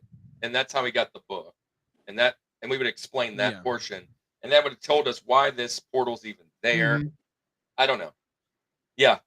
I know you're getting bullied by those guys, and I have a premonition. Yeah. You're going to the water plant that has a toxic portal to another world. Here's the book. Yeah. I mean, exactly. Whatever. All right. So we have reached the end of our likes and dislikes. So we do need to rate this film. What are y'all rating it? All right. So when I think I had high hopes because of that was tied to it, but I have to be honest. There's this movie we talked about it with potential but the execution just felt like it just, whether it Mm-hmm. was budget, I don't even know. So I am giving it, and if I'm correct, you're saying to the nearest. I don't want to give Nearest a whole number, half, yes. so I'm going to put a half on. So I'm going to go a 3.5, and the reason I'm going to do that is this watch for me. This is not. I mean, I watched it obviously to prepare for this again, but I'll probably go another 20 years before it even is on my radar again. It's not a rewatch. For me, and honestly, 3.5 is probably nostalgia's playing a lot to that. I could go even lower. I just think that for all the things that cool about the movie, everything else, it falls flat. Like it's a shame. I want it to be better than it is. So 3.5. We're gonna go there. Kirk? I feel that. I would, going in the movie, in my mind's eye, seeing what we were seeing, I went in thinking probably in the 7 to 8 neighborhood, like 7, like not the greatest, not the worst, kind of middle of the road, just it's something from my childhood. I looked at all the other kind of ratings, Rotten Tomatoes, IMDb, whatever. Most of them put it right about a 4.5 to a 5. So I was like, oh, that's probably a good spot, because I'm trying to envision me, 9-year-old me, watching this. But what, to your point, Andy, I'm not 9 years old anymore. I'm 45. I'm looking at the movie. I love all the potential. I wish it was better. I wish it was rebooted. That'd be cool. I know that's like a big deal. Like people, don't reboot my childhood. This one needs a reboot. Yeah. And let somebody with some real money come in and actually make these guys with, maybe CGI or whatever. So I am going to land on a 4. It's not right in the it's not a middle where I want to see the potential, but it's not really rewatch. But I do like the potential. I wish it was better. But any number below a 6 works for me. If you say it's a 1, I get it. I get it. Jake, I'm going to go with a 4. All right. I'm gonna give it a 5 because it's there gonna be like there's this great potential. They had so much built up to what they were trying to do with the film, and it just the execution wasn't great. Be like you have characters, you have design, you have world building, you have all this great stuff they're trying to do with this film, and it just failed miserably. But it's one of those films to be like, it's like, oh, okay, be like, I've watched this film. It has like all these really good potential points, but then it's just more the execution is done terribly. And there again, be like, I think kind of going to where our main character, our child character, has to learn this great lesson or something like that. But I think putting it kind of in a 5, it's kind of the middle, that kind of like Kirk said, kind of giving it a 4 or 5, where it's not this utter piece of garbage that no one needs to go watch, or giving it a 10, where be like, this if is. you were giving it a 10, I'd have to check you for COVID. Or cocaine. It's like you're running are you running a temperature? Are you okay, Jacob? Yeah. But I would give this movie a 5. It's got this nugget of potential, like Kirk said. Be like, if like one of these films that needs a reboot, make it a franchise, make it. I mean, if it would have went the Princess Bride / Never Ending Story route, yeah, that would have been amazing. That would have been absolutely amazing if they would have done that. But there again, limitations, budget, what have you. Be like, if they would have a little more budget and they would have stretched the story out into like a 2-hour film or whatever. But there again, like Kirk said, be like trying to put yourself in that 1997 version of you, like watching Batman Forever or something like that. Just like enjoying the crud out of this film. But there again, be like, I'm 40 now, and I see the potential. I enjoy the potential. It's just like it just kind of goes belly up with a lot of it. But yeah, it's a 5. Drew, I have been watching a lot of tokusatsu lately. Yes, and a lot of it is not what I would consider good filmmaking, just because it's cheap. Yeah, but some of it is still enjoyable, and that has somewhat informed my thought here, because Good night. They tried so hard with this, a lot harder than I've seen a couple other things recently. I think the problem is, like I said, should either be a 2-hour movie or a 24-episode TV show or something. I would love for them to remake this in a animated form, like a 2D, either a 2D anime or a 3D, or 3D. Dude, that was one of my closing Clone Wars arguments. movie. Yes. I would, or TV show. I would love to see something like that. Looking at what we have with all the world building, it's just got so much potential that is mostly squandered. So, all in all, I have to go 4.5. Okay. It's got a lot of good pre-production, and a lot of its regular production is good. It's just the story is so fast and contains so much without developing any of it, that it just turns into a fever dream. Agreed. After a while, because I don't know why things are happening, because you've only said it once an hour ago, and I don't remember what you said an hour ago. What thing was said behind somebody's back and off screen an hour ago to remind me why this is happening. So, yeah, 4.5. It's got a lot of heart. It's got a lot of effort. It's just not executed well at all. Fair. Yeah. I thought I was high pointing it at a 4. I'm glad you guys went 4, 5, and 5. I'm surprised I went low end on that one. So but I think we did just last week watch a animated Titanic movie where nobody died. It was so bad. I watched that. That was so. I mean, in comparison, this is actually good. Yeah. So, yeah, that's going to be it for the review. We're going to hit the intermission, and then what are we watching next? Oh, next week. I forgot about next week. Something to do with a polar bear. Oh, was the polar bear next week? Yes, polar bear's next week. I was hoping the one with the fairies was next week. Nope. It's with a polar bear. Hey, that would be Norm of the North. That's next week. Yeah. What I keep hearing in the film, it's not good. Well, you're welcome for giving you this. Yes, we really do appreciate that. Yes. A nice palate cleanser before the yeah. So, hopefully it's not bad as Leo the Lion. We don't talk about Leo. Whoa. So yeah, we're gonna hit the intermission. Join us on the other side, and we'll be talking about what we've been watching, what's in the news, and maybe some interrogating, and then some X-Men. Get over here.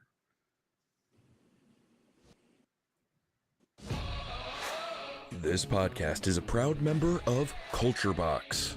Whether you enjoy geeky reviews, comedy, or original fiction, you can open up the Culture Box and find something excellent for your soul. Point your web browser to culturebox.media. This week, we're promoting The Rushmore Show. The Rushmore Show is the place for ranking the ultimate top 4 in sports, video games, nostalgia, movies, and so much more. Each week, Andy and Kirk spark engaging discussions and friendly debates, making The Rushmore Show your compass in the realm of pop culture rankings. You can find more at their YouTube channel, The Rushmore Show, where it's all about your top 4 and nothing more. Those guys sound cool. Would also, oh yeah, they do sound cool. Really cool. Go check them out. Yeah, that sounds like a blast. The Cellcast would also like to thank the following patrons: Ashley and Francisco Ruiz, Book of Gaming, and PaulJPowers.com. If you want to hear your name read on the show, and plus hear our uncut reviews and maybe some artwork from Jacob from time to time, just join us over. Feel free to go and give us some money over on Patreon. And for those of you wondering why Deedlet's not reading this, we had a little bit of a fight, and because I needed to add Rushmore Show to our lineup, and she didn't want to edit it. That's why I've had that other person on our Patreon list for so long, and I keep having to talk over it to say don't listen to this name. So I'm now doing the live readings for this. So yay. Yes, we'll talk about it later. Anyway, So, guys, I have a question for y'all. What have you been watching? Andy, why don't you go first? Or Kirk, I don't care which one. Yeah, well, you said Andy, so I'm gonna jump the gun on that. You know, it's interesting. It's funny, and I don't know if Kirk's gonna mention this. We didn't really talk about this, but we are doing in October. We're talking about TV, and we put out this challenge to each other over the last I don't know year. Really, it's been. I'm gonna watch a show that he really enjoys. He's gonna watch a show that I really enjoy, and we're gonna do an episode where we do some kind of review or something like that, some sort of Rushmore. Anyway, all that said, I have been glued to the Goldbergs. The Goldbergs, my show that I love it. It's so good. It's kind of, it's based in the 80s, and it's all about nostalgia and living in the 80s, and our show is all about nostalgia as it is. So it's just a cool trip. The toys, movies, action figures, cultural pop culture stuff, everything news that was happening in the 80s. And I've been hooked on. I'm at like season 6 of 10. I think it's still currently they have new episodes coming out. So I mean they're in 10 seasons. It's lasted a while. Anything else? Yeah, I am doing the same challenge, and I am watching Andy's favorite television show of all time, one of the two. And we actually did an episode last year of every October is our top 4 television shows of certain genres. And we just kind of figured, since mine's the Goldbergs and I had never watched his all the way through and he had never watched mine, I decided I was going to take on it. So I am in the last season of The Office. And that is, I had only watched a handful of show episodes, and I am watching The Office. And this October, we're going to do an episode, My George Against Your George, of some sort, and he's going to discuss some things from the Goldbergs. I'll discuss some of the things from The Office. Side note, I am watching Fringe as well. Started that back That's over, a good show. And that's really cool too. So I'm kind of watching those two together. That's where I'm at. Cool. All right. Jacob. So we are doing a crossover. Yes. Another crossover with another channel. Well, we already crossed over with him once for another animated TV 6-episode animated That TV is show. True. Boy. Go About, listen to that one, about people. King Kong. Yeah. Wait, was it actually about King Kong? Because he was only in 3 episodes? Yeah, Skull Island. Yeah. Good night. Annie. Oh boy. We don't talk about Annie. We don't talk about Annie. Oh my gosh. That was a rough episode. Oh my gosh. But we are reviewing Gamma Rebirth on Netflix for Monster Island Football with Nate Marchian. And I'm in episode 2 right now. I was trying. Here's the thing. When you are where part of my job is, I'll go over to our gas station and sit over there for a couple of hours and just watch the pumps. So you watched this while you were at work? I tried because there again, you're on a phone. Yeah, it's really tiny, and it's like, nope, this ain't gonna work. This is not gonna work. So, I don't know where that animation is. It might have looked better on your phone. True, that is so true. So, to be fair, I watched Warriors of Virtue on my phone. Okay, fair. So for the most part, most people are like, oh no, you can't go in the middle of an episode and watch something, right? Be like, you have to follow it, episode by episode, right? So I watched one episode. I mentioned this on the previous episode or two.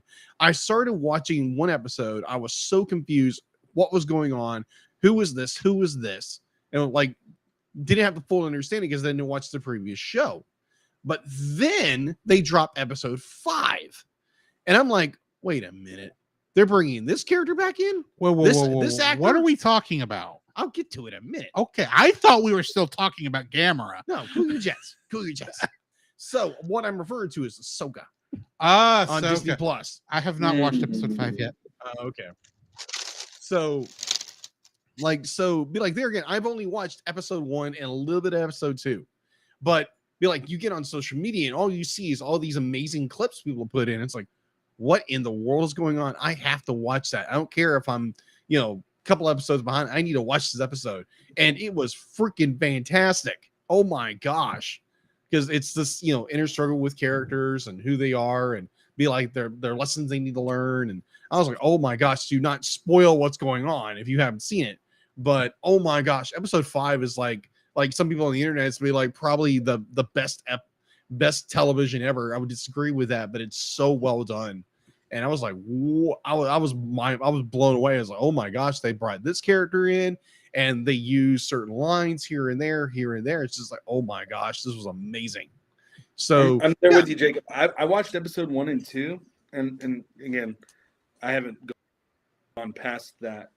It will start, but I will say, I watched Andor when it came out, and it started out really slow, but I really enjoyed it at the end. So yeah, I still need to watch Andor. It is, dude. If it's that last, the last scene in Andor makes everything worth it. The last scene, you're like, oh my gosh, it's amazing. It's so good. But I mean, it gets way better as it gets in. But it's only like 8 episodes, 6, 8, whatever. I haven't watched Ahsoka because I haven't watched Andor and the latest season of Mandalorian. Well, I mean, technically, you don't need to watch those for this show. Watching Rebels will be a big help. Yeah. I like to do things in order. I've seen Rebels. So I just like watching them in order. Fair enough. It's my thing. Other than that, I like in just doing my notes. I got done notes early. Oh, fun fact. There's a This Is Not Mark channel on YouTube. Mm-hmm. He does Dragon Ball reviews and the whole bit. So he's currently going through the Boo saga. Oh my word. Yeah. So there's a slow burn. Yeah. The funny thing is, okay, so everybody knows about Team 4-Star, right? Yes, they've never done this season because they got in trouble with Toei. Yeah. They're doing it. I'll believe it when I see episodes released. Well, what they're doing, because last I heard, it's not happening. Yeah.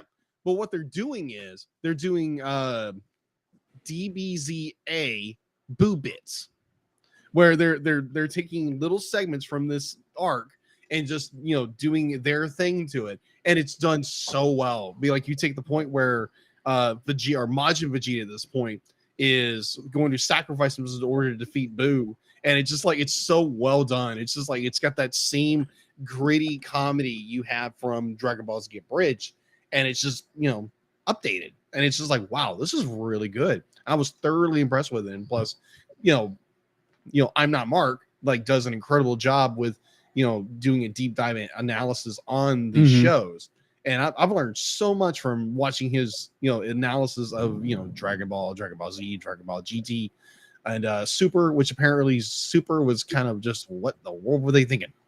No, GT is what in the world they're thinking. Super is actually pretty good. But I enjoyed Super. Yeah, I can't speak for anybody else. That is true. But I still need to finish Super.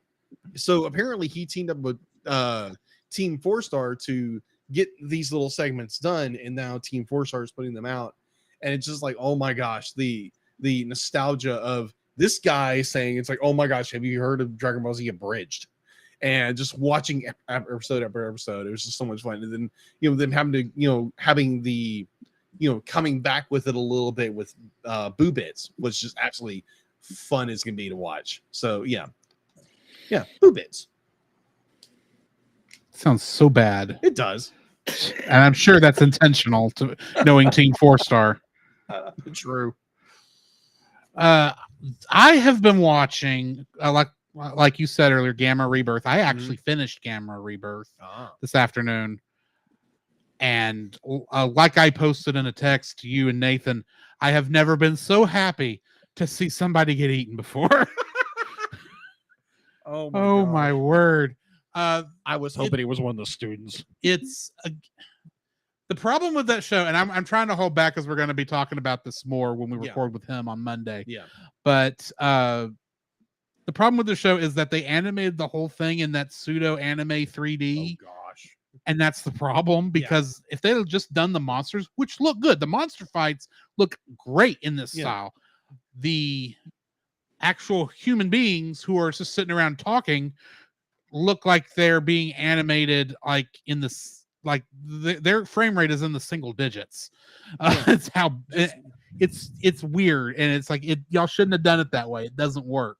Yeah, but overall the story was good. The show has been enjoyable, at least for me. I know you haven't got caught up yet. No, but you've got a weekend to do that. Yeah, that's true. Mine would have been, it's like, okay, I'd never heard of Gamera. I've heard this guy talk about Gamera, and it's like, oh, it's a turtle who flies. Yes, because he's got magic and he can fly, or he pulls a mobile suit Gundam and transforms into flight mode. It's like, okay, this is weird, but okay. But other than that, of course, I watched Star Trek Lower Decks, of course, yesterday. I still need to watch this week's Ahsoka. And that's pretty much what I've been watching, because the rest of my time has been spent playing Starfield. How is Starfield? It's a very fun game.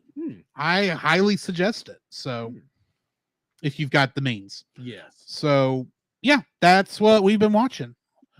So Jacob, what do we have in the news? Come on, D-Lit.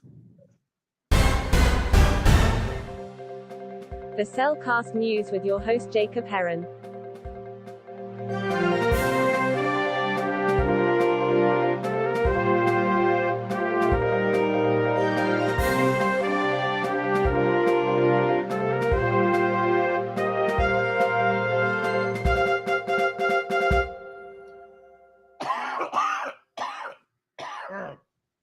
Excuse me, getting over cold. Yeah. Admittedly, D-Lit's been a little cranky with us since Nathan was here last week, and Jimmy. Oh gosh. Jimmy kind of did mess something up in there, and I still got to get in there and clean it out. Yeah. Thanks, Jimmy. Yeah. All right. So speaking of Dragon Ball. All right, this October, in celebration of the 10th anniversary of Dragon Ball Z Battle of Gods, Goku and friends return to the big screen to save Earth in one of the most epic battles of Dragon Ball franchise. Toei Animation and Fathom Events announced plans to re-release the film in a special 2-day event starting October 17th and 18th in theaters across the United States. Fans can enjoy the celebration more than 800 theaters through the Fathom Events. Check your local listings. So yeah, if you want to go see a very fun Dragon Ball movie in theaters, there you go. Yeah, that one was a fun one. So yeah, that's all I have for the news. Oh, really? Just that one little bit? Yeah. Oh, I didn't realize that. Yeah. Not like everything else was like, okay, we talked about that last week, or this has been plagued to death. No, I just didn't know the news had been that slow. Yeah, it's kind of slow. All right, then we have an interrogation to do. Yes.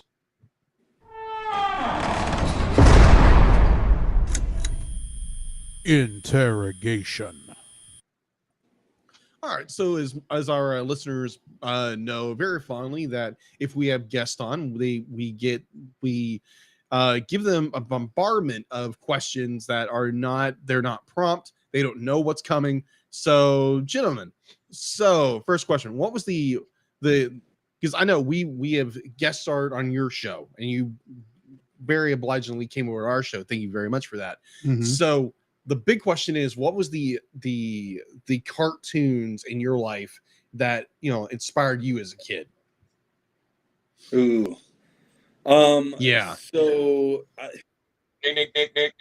am all That's about Nickelodeon in the 90s. So if it's going to be Doug, Hey Arnold, Rugrats, just all of these ones, Ah Real Monsters, The Wild Thornberries, Rocket Power, all of these cartoons that came in the 90s in with Nickelodeon, but also on top of that. So obviously I was all things Nickelodeon.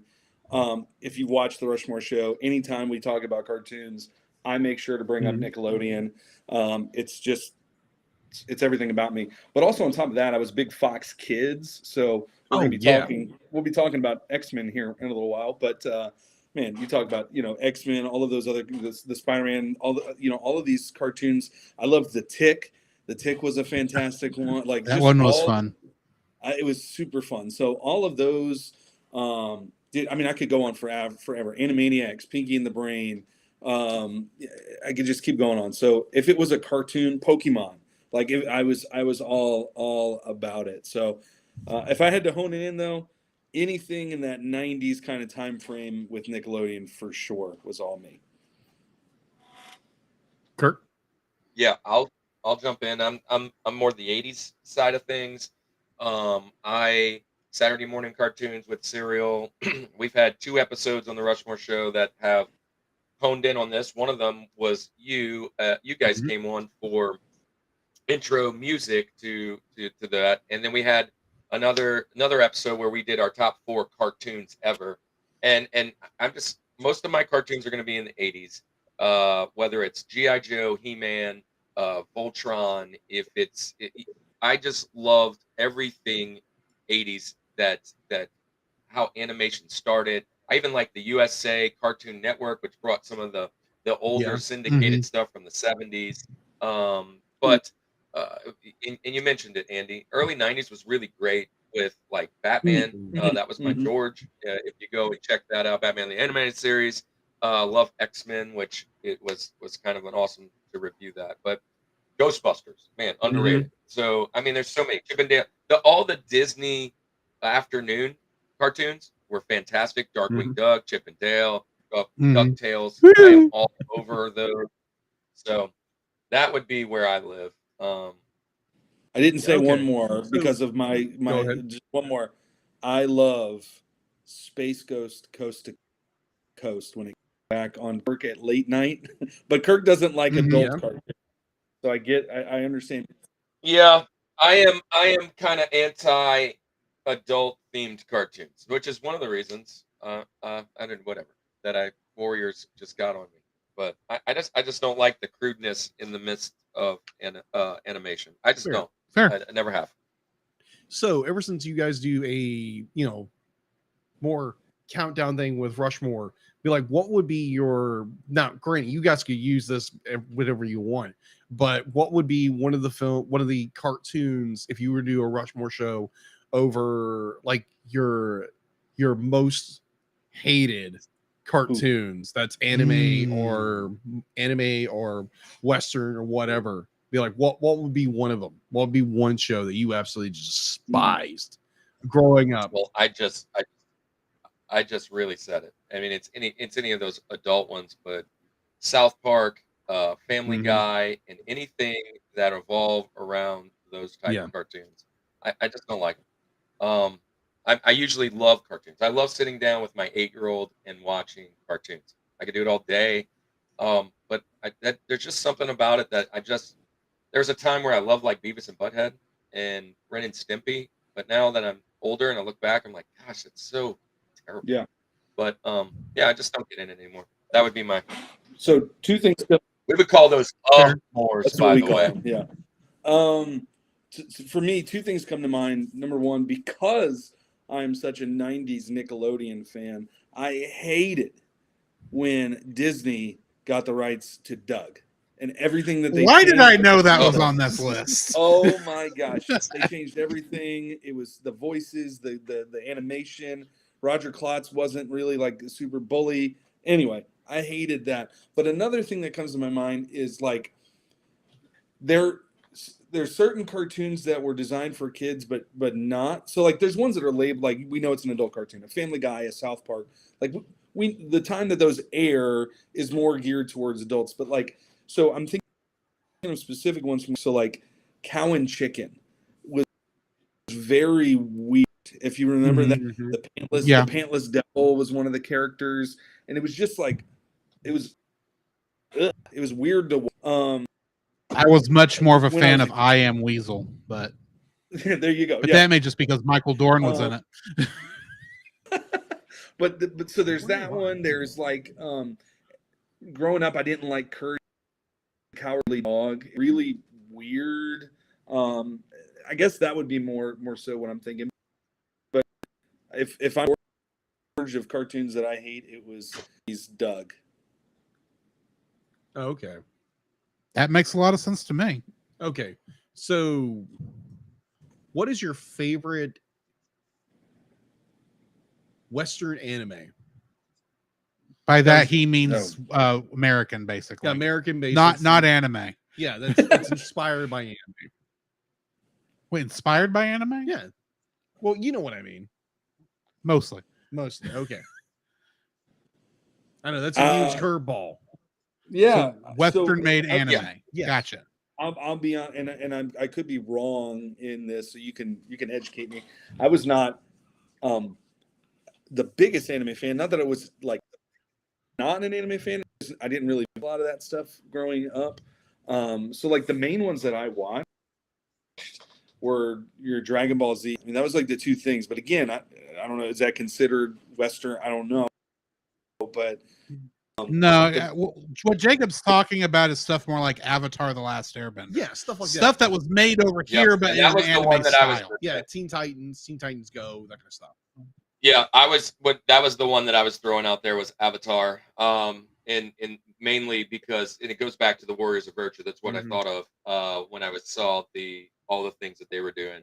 But when I go back to talking about my book, right? If I was to take 3 stories to mash them together to make my book, right, would be Avatar meets like a Narnia, if you will, but have Final Fantasy essence of the video game in it. That's basically my book. And I love Avatar. I mean, I just did. And maybe I'm wrong with this one too. Me and my son are kind of going through that right now, actually. Yeah, so that just got brought back to my mind. I was going to Cartoon Network, Samurai Jack. Oh yeah, yeah. I'll count that as really anime. Really enjoyed Samurai Jack. So thinking about that one, I had to think about it. But, yeah. That is, I'll call it anime because it's definitely Asian inspired, though I think it's more kung fu movie than the normal anime. But I'll count it. I'll count it. Right. Samurai Jack was fun. Yeah. Okay, so here's another one. So, if you had the opportunity to go see an animated film that you've never seen in theaters, had the opportunity to go see it in theaters, what film would it be? Oh, hands down, the Transformers. Transformers the movie, right? Yeah, the one that you guys started on. Yeah, all day, every day. That movie to me is one of the best movies ever, and I wish I would have saw it in theaters. I would not be surprised if it ends up in theaters in the next 5 years again. Yeah, because that was one of the movies that kind of cemented the cell cast because I mean, if you're talking about movies from my past, right, nostalgia, things that really throw a landmark somewhere in my life stream, if you will. That movie meant a lot to me when it came out. I owned it, and the death of Optimus and all that stuff. I think it would have been really cool to transport back to 1985 or 6 or whenever it was, and be sitting in the theater watching that. That'd have just been really cool. So I mentioned before, I'm not as huge as the anime side of things, but one movie that I later than when it had originally come out, but super loved, cool to see on the big screen was Spirited Away. Spirited Away was. That's a lot easier to get a hold of because Studio Ghibli does that like every year. They re-release all that stuff in theaters. Right. So I've only seen it, on my TV screen, but I love the animation. I love the story. So I had never really watched any of those until recently getting Max it's called now, but HBO Max had a couple of those on there, and I watched a whole bunch of them, kind of just binge watching. And man, those are fantastic watches. Oh yeah. There's a reason we do a Studio Ghibli month every year. Yeah, and honestly, I enjoy animation. Do not get me wrong, I enjoy anime. When he started introducing Studio Ghibli films, I was like, oh my gosh, where are some of these been in my life? Because it just be like the way, and there again, he's got another film coming out. Yeah. Later this year. I don't know if we're going to react to it or not, but but it sounds it's a Studio Ghibli Hayao Miyazaki film. I mean, it's got your last name in it. That's true. A boy and a heron. Yeah, not the fish, the bird. I don't know. There's probably some fish in there too. Oh yeah, probably. So, like I always like to say, or like to tee up with our guests during this segment. If you were to be trapped in an anime world, what would you want to be trapped into? What world would that be? Anime or anime? Andy, I'll let you go first. Any Anime. cartoon, Western, anime, whatever.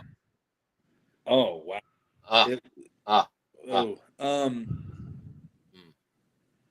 The one that jumps out to me right away, and I could be wrong. Maybe I think through this. Again, with it being interrogation here. One of my favorite cartoons is, and I'm going to go Nickelodeon again, but I'm gonna be in. No, I'm changing it, but it's still Nickelodeon. Rocket Power, because if I get to surf and skate all day and hang out at my dad's best friend's restaurant and get food there, give it to me. So Rocket Power is super fun. I was gonna say Hey Arnold. That was the one because of just the tight group of friends and everything. So yeah. But my brain is always on Nickelodeon, so it's just where I'm at. All of my favorite cartoons, as I'm thinking about them, seem very dangerous to be in the world. So I'm trying to think of one that's a little less deathly, because thinking of like Batman, that'd be cool, but it'd be not. You're in Gotham, or like Voltron or what else. So I'm gonna land on Phineas and I see that. I can see that. I would love to land and hang out with Phineas and Ferb for the summer and find out what we're doing today. Excellent. So, final question, final part of this interrogation. What was your favorite film, animation-wise, you've seen in theaters so far? I'll jump out. Listen, over the last month, I've gone and seen the new Ninja Turtles movie, and I've gone and seen Elemental, and I think Elemental trumps it. Really? Okay. I listen. I love the Turtles movie, and I love turtles, but there was just something about that Elemental movie. Watching it with my kids, I mean, it was a tearjerker, and I just love the story. It's the first one that popped to my mind.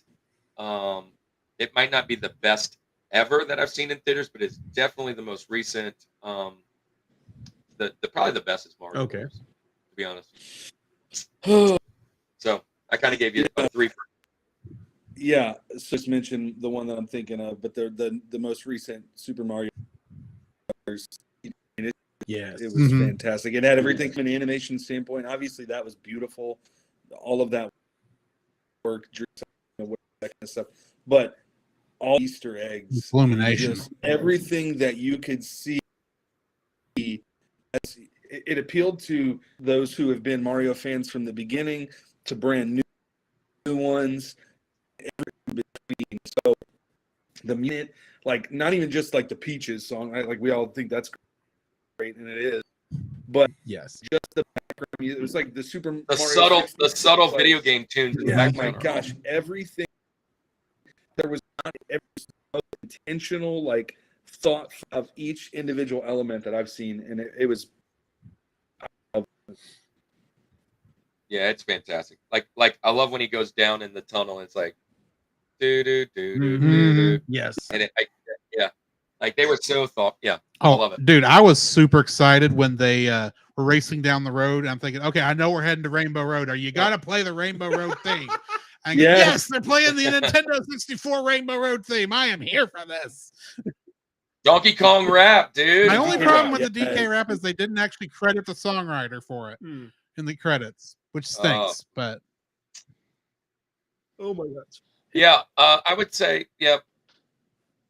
that's probably a good choice. Okay, yeah, I think personally, just looking back, because I think my favorite film would probably be like I could count like many ways, like how much I love Tangled or something like that. But the movie that kind of stands out in my mind was going to see Lion King in theaters the first time.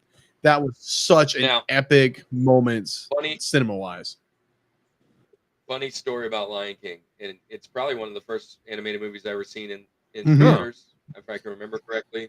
But it was my very first date. Nice. Needless to say, it didn't work out.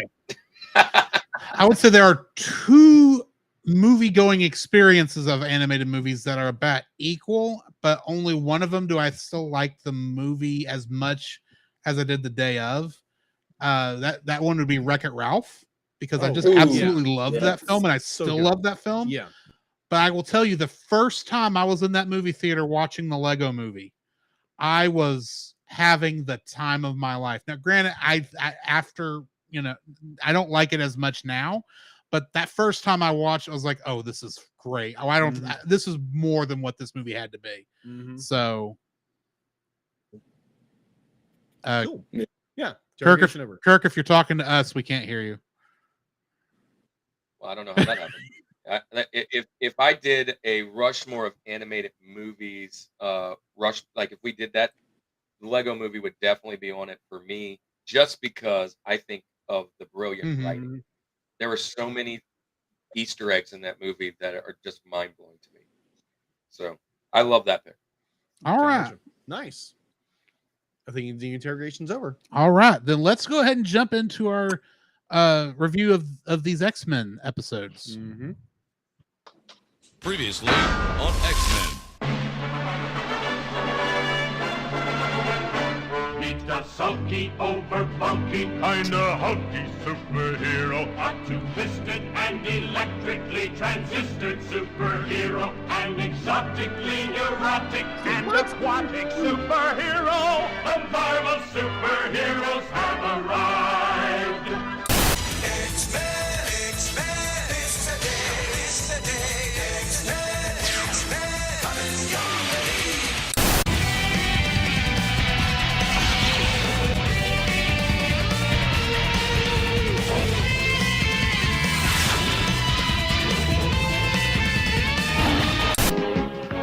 Spider-Man and his amazing friends, Iceman and Firestar.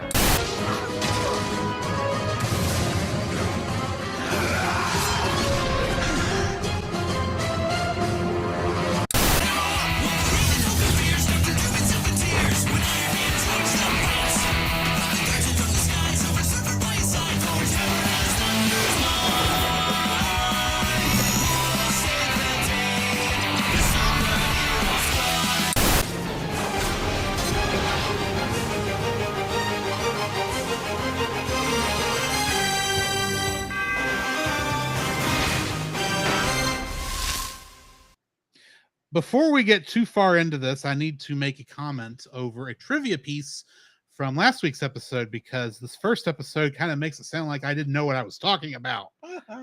Because I mentioned last week that was the final appearance in the show of Sabretooth, Nightcrawler, and I think somebody else. Not so much. That would have been the way the episodes originally came out. Yes. These episodes are in after midway through season 3.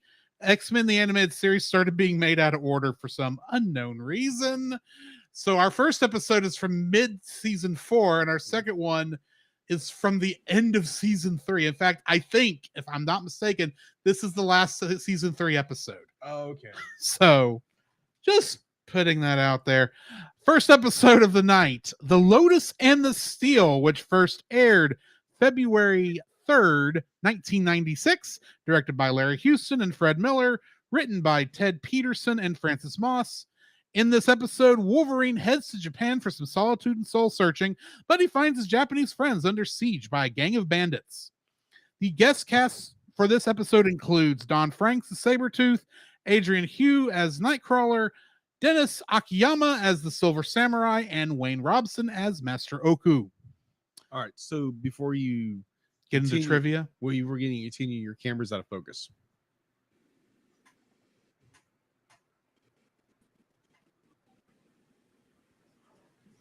It's probably because I was leaned back earlier. Probably.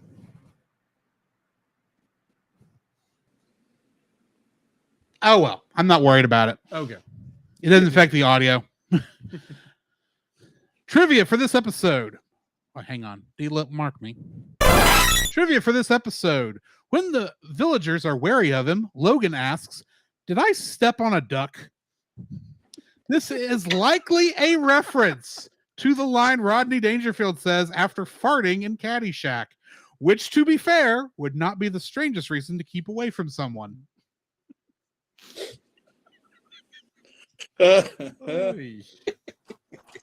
Clips from this episode, which aired prior to this one, are from Proteus Part 1, 1995, Weapon X Lies and Videotape, 95, Till Death Do Us Part 1, 93, Nightcrawler, 95, Out of the Past Part 1, which is 1994, and Deadly Reunions from 1993, are used to highlight Wolverine's past, his building control issues, and reason for leaving the X-Men.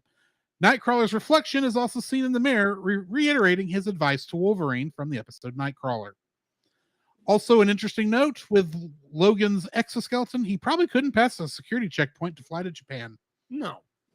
Because they certainly couldn't get into the Statue of Liberty in that one movie. It's like, well... He definitely wouldn't do it. Oh, now. yeah.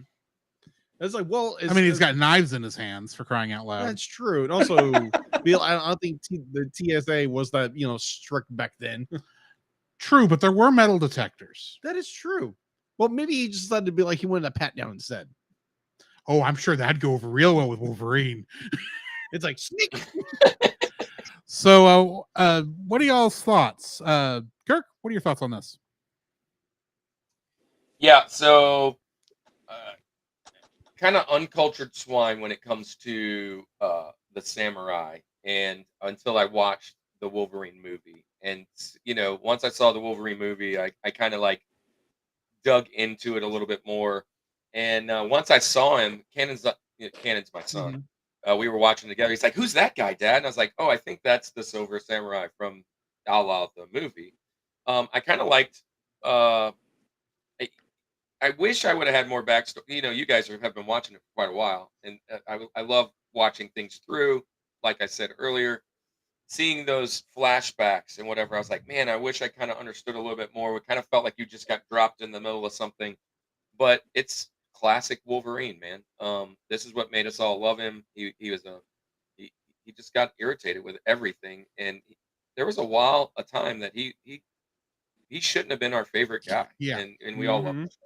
I mean, he's just crazy, and I kind of saw Karate Kid 2 in this episode. Like, okay, he's going over there to Japan and helping out the villagers, and saving them from the bad guy. That's kind of how I felt with it. All right, Andy. I got a few thoughts. Open up the episode with Emo sharing all of his emotions and feelings. Professor X, that was fun. But I got questions. Like holes in Warriors of Virtue. Let's talk about a few of these. You already mentioned one, getting on a plane with metal running through your body. But did you notice he only took one with him to Japan? He had a backpack. That was it. How did he fit everything he needed there? Now, granted, he didn't need many shirts, because if you notice, in the dude's shirt is off more than it's on. But yeah, one to Japan doesn't make sense. And then, second of all, well, there's three things here. Second of all, this girl who's from Japan, she's there, and at the end of the episode, they kiss. It's like weird. Like, none of this was talked about. This wasn't even a plot throughout the episode. Not that it has to be. I mean, I know I get it, but it literally came out of nowhere. Third thing, it was the most anticlimactic fight of a bat. Like, he ripped his ribbons, and then you see just kind of like took his way. I was like, "Oh, you got me." Yeah. It was so dumb. I didn't get it. More of a fight with his biker gang lackeys than there was with Samurai. And look, I kind of thought about that, Andy, when it happened. I was like, wait, what? This is what they thought would be a good movie for Wolverine, was this guy? Walked away. Kind of a joke. Well, admittedly, I believe this episode and the Wolverine are based on the same comic book series, or series of books that dealt with Wolverine in Japan. So, right, I guarantee you the comic books for this was probably a little more graphic than the show would allow. But you could have given. This is another show where nobody right. dies; they But, just get destroyed. Again, we transported into season 4, episode 15, right? And then you just kind of like felt like Okay, this is weird. And then Jubilee. That guy wasn't Jubilee. very This is the fourth menacing. point. Jubilee shows up. Everything's done. She just pretty much. It doesn't Shows do up, anything. and she's like, "Let's go back to America now." I'm coming to save you, and she didn't even do anything. She helped that one couple. Yeah, she just one little Yeah, sparkle. That's not it. She was talking to the locals like Wolverine. He's with that Oku guy. Oku guy, yeah, right. This is so funny, but yeah. Anyway. Never calls him Logan. Ironically, if she'd have called him Logan, they'd have said, "Oh, he's right up the road here, Logan's son." He's never introduced himself as Wolverine to these people. He's Logan's son. Yeah. They don't even know he's got claws. Yeah, sneak. One thing that kind of bugged me on this, because I have watched a lot of anime and tokusatsu, is obviously, well, they kind of made this look like it was 1960s era Japan, not 1990s. Because I mean, it's like a third world little village off in the little corner of nowhere, and I'm like, you know, I've watched a lot of this kind of stuff. I don't think that exists in Japan at all anymore. But at the very least, I was kind of letting it go because I'm thinking, okay, this biker gang is probably like Yakuza or something, and they obviously can't call them Yakuza because this is a kid's show, and you don't even mention the mob, much less a cutthroat organization like the Yakuza. But it was just really strange. It felt like I was watching Seven Samurai more than I was X-Men in this, except there was only one samurai and his name was Logan. But yeah, I mean, this was like y'all said, the fight was anticlimactic. I'm still trying to figure out why they built an entire dam and filled it behind with lake water just to go with this guys. And none of these biker gang guys noticed this. What? Wait, first off, they built that dam overnight. And you can see them in the earlier shot putting down one of those a pylon. A pylon down in there. I go, did y'all just build that today?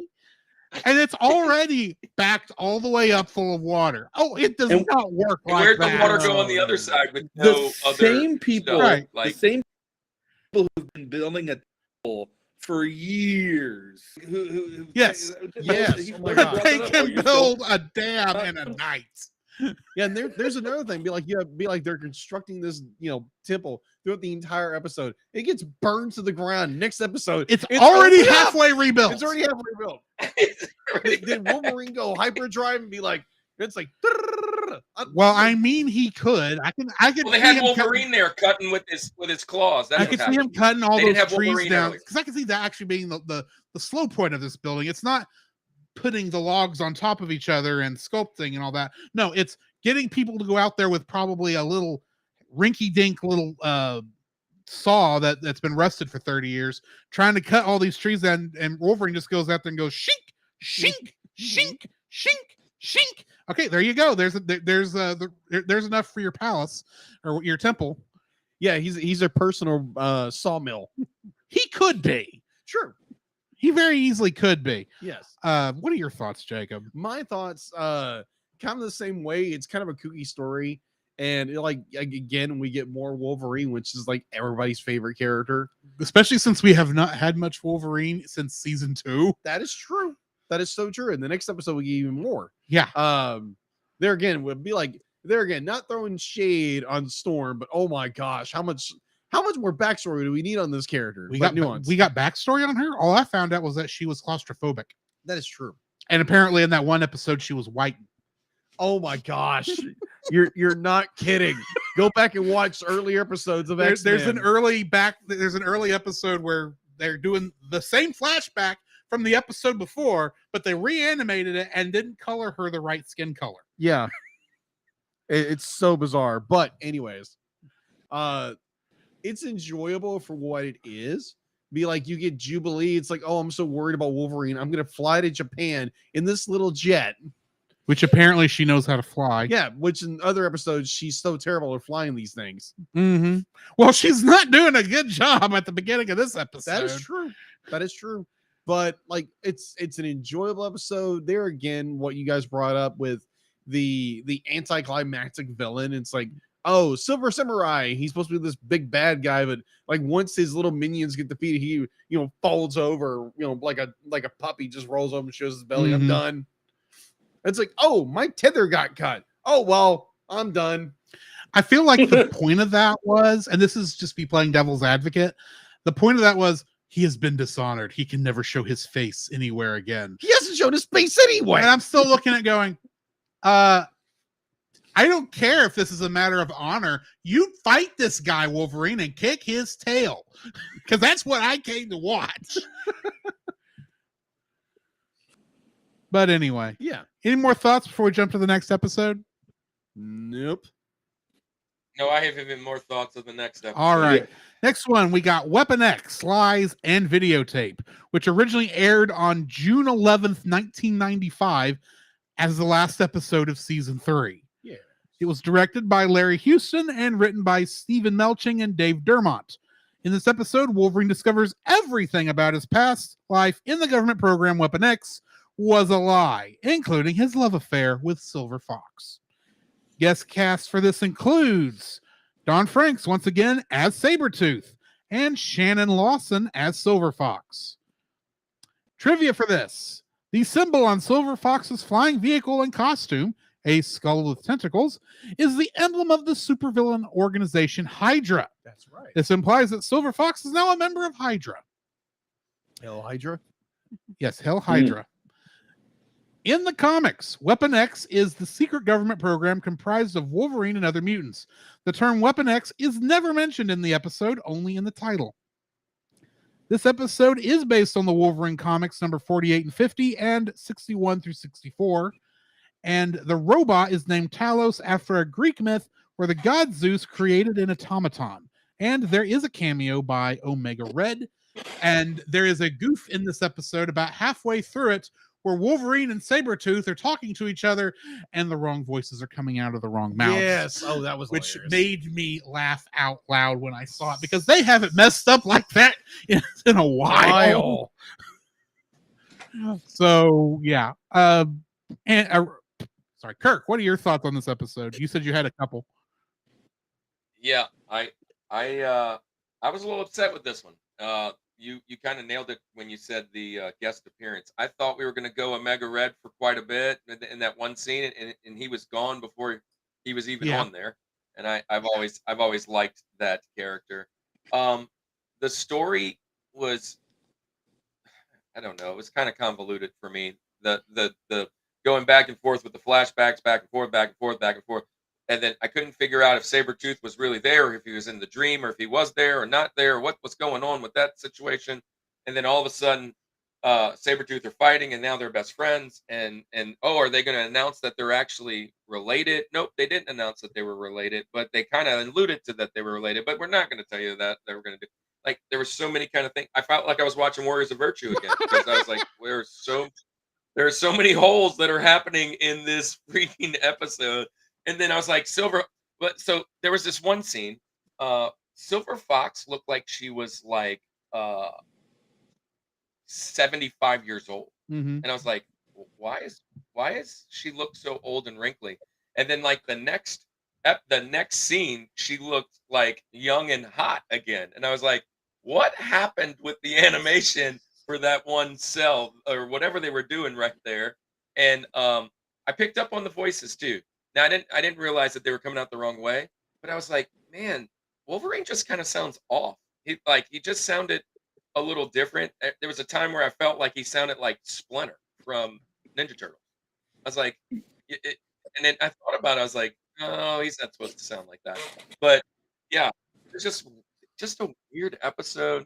And then the bad guy, how easy was that bad guy? I mean, like, whack. He came out again. Whap, you're gone again. Yeah. I was like, this is the guy who's supposed to bring him back.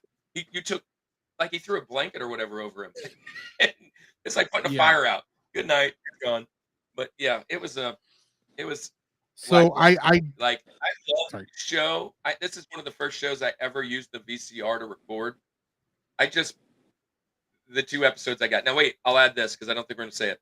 I even watched the next episode that is in line to try and see if I could fill out some backstory, and it goes a whole different play. It's not even close to what's going on. That's So I was been like, the thing since like midway through. oh my season goodness, 3. I wanted to know. Because it's weird because both these 2 episodes and the ones we did last week were connected to each other, but they're not connected to anything else. And every episode since like after the Dark Phoenix saga has been, here's a random episode that kind of connects everything, but we've given up continuity. Well, I can tell you this, to be fair, 10-year-old me could care less. I can tell you, I didn't care at this time either. I had no idea. It was just, this is the episode that's on today. I actually remember. But looking back, it's like, man, I wish I knew what was happening. I actually remember watching this episode when I was a kid, but I don't remember anything after they opened the door. You know what? It's funny. You guys talked about the airplane. One thing that I thought was funny was it just was a funny scene. Was him driving that car? Yeah, and I'm like, Wolverine doesn't seem like someone who would drive that car. Especially since I thought this was funny. It was a Lotus. Yes. And we just got done watching the Lotus and the Steel. It's like, I know because of how the order these episodes were made in, a complete coincidence, but that is kind of funny. It kind of reminds me of the movie Twilight, where not Kitty, my brother and his now divorced wife, they were dating at the time. And so they wanted to go see Twilight because his ex was a huge vampire fan. Watching this film, absolutely atrocious. And he literally stands in the middle of the film where I think it's in where be like some point where it's just like, you know, the main good guy, the main good vampire, Edward, be like drives up in a Volvo. I'm like, wait a minute, you're driving a what? You're driving a Volvo? Really? He literally stood up like, what? No, he's like, no, he's gonna be a cool character. He's driving a Volvo. What?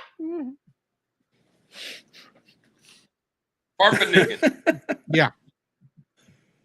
So this episode, so I'm glad you mentioned that they're out of order because I assumed that, but my first because we are following.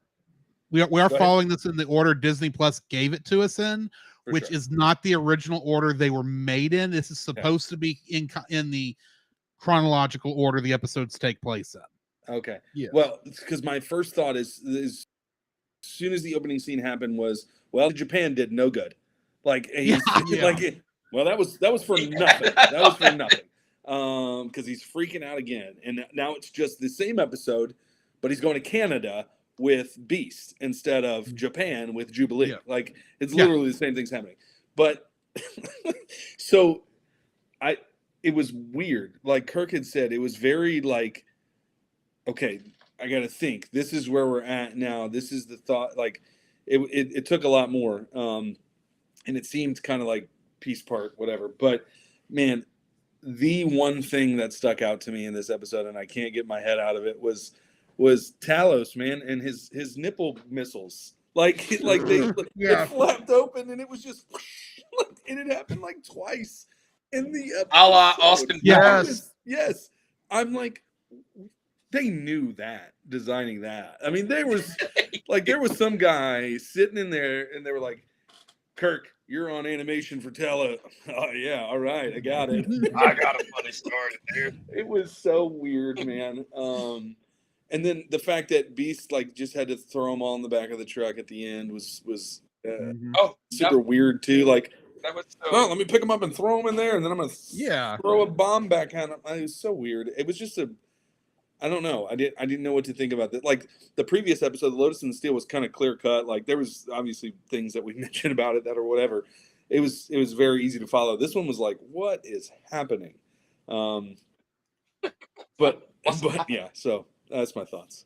And that just goes to show you that there's only one villain that is worthy of the X-Men's time. I am Magneto, master of Magnet.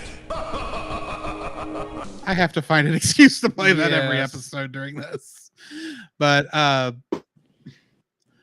I do remember watching this episode as a kid, but like I said, I don't remember anything after they opened the door, and I could have sworn it was Lady Deathstrike that was there, not Silver Fox. See that? Because I swear that's just what I remember. But that was That's what you that was dreamed, back but in your dream '95. came I true. was 10 years old, so whichever. I think Lady Deathstrike was definitely a lot better looking. But this episode, I did like this episode to some degree. It is convoluted in its storytelling. Yes. This is, in my mind, this was the episode where they actually explained how the Weapon X thing happened, and yet that was an earlier episode. So this one does kind of feel a little superfluous, but it was nice seeing Sabretooth not being a full enemy this time. True. And actually being a thinking and reasoning person and not just a animal, which is really interesting considering last week when we learned that he learned the very strange tale of how he and Kirk. No, not Kirk. He's not related to Kirk. He's how he had relations with Mystique. I was like, and that somehow turned into a human that resulted in a human being who hated mutants worse than anything. Yes. And I'm sitting here watching, going, in this backstory, this convoluted backstory you're producing for these people among Weapon X, where did he have time to go off and hang out with Mystique for a while? Sure. Because this is about the time he would have had to have been hanging out over there for Creed Jr. to be the age he is now. So that was a weird question going through my mind.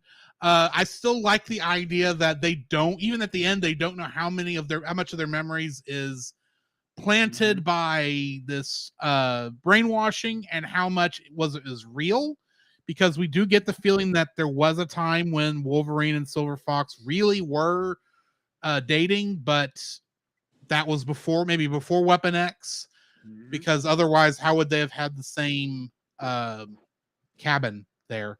True. Or same looking cabin. I thought that was kind of a weird way to end it at the end. Yeah. Wolverine's like, hey, there really was a time. Let me tell you about this thing that's in the door. It wasn't in this door. And she totally dissed him, was like, that was another time. Peace out. Well, I mean, Outta here. Wolverine can't have a love life, unfortunately. Because he's tried so many times. Yeah.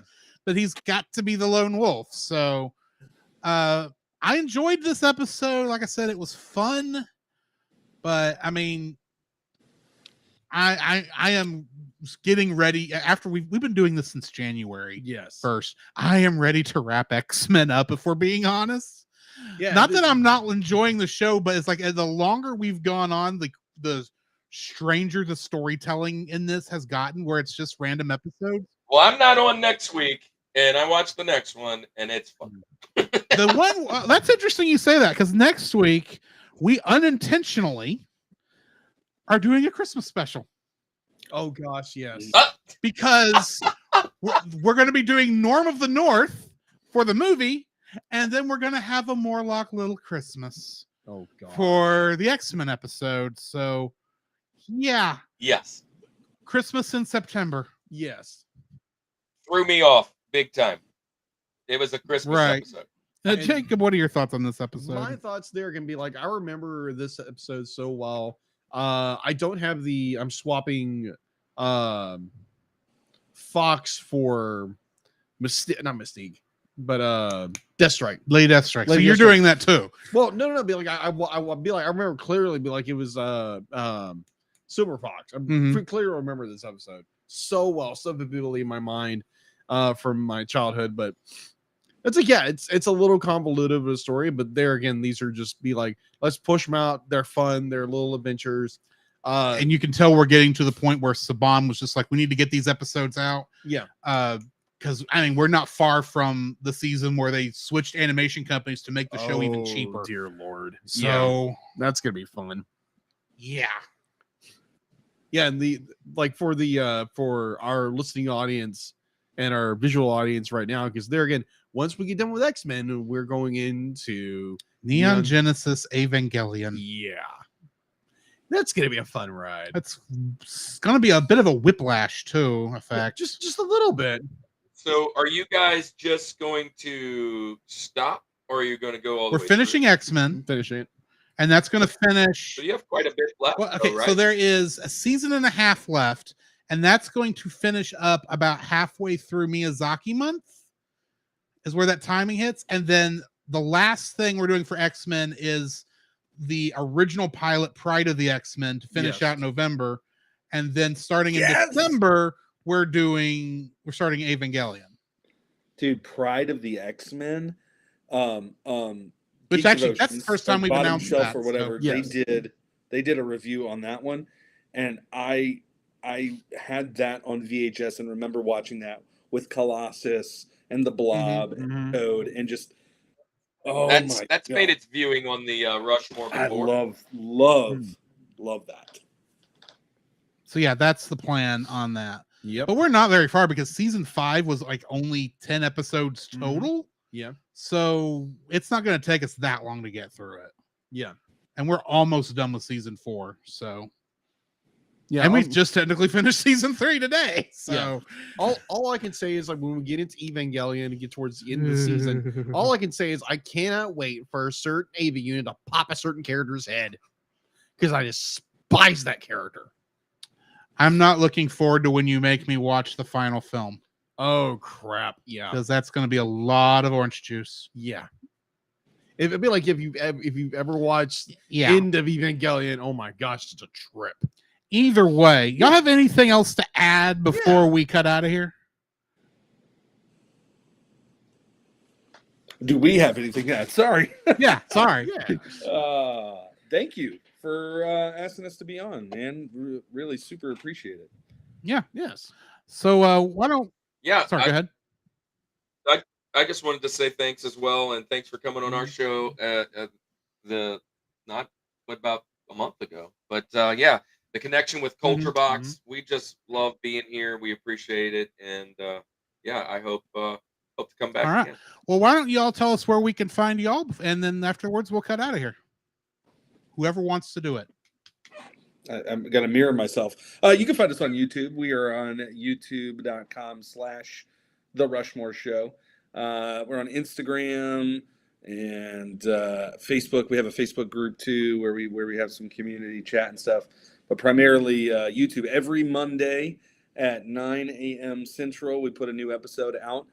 We just got back from a convention, Louisiana RetroCon. Had a blast with that. That's what Kirk's wearing on his hat right now. And we've got, I don't know, about 15, 20 shorts that are in the can right now to be releasing. So we'll be releasing a lot of content over the next couple weeks from that. We've got another convention that's coming up too that's on his shirt. So we just have a blast going to those, connecting with people. But yeah, check us out on YouTube. Nice. All right. D-Lit, will you mark me right quick? I forgot. I nearly forgot because y'all are new to guesting on the show. When we come to the end of this, I'm going to say, in the meantime, this is Drew. He'll say, this is Jacob. Then one of y'all will say your name and the other says the other. And then I'll end with our cutout. So just want to make sure I tell you that before I go, and it's your turn. So you're going to go Drew, Jacob, Kirk. Yeah, we can get Kirk and Andy. That'll work. Yeah.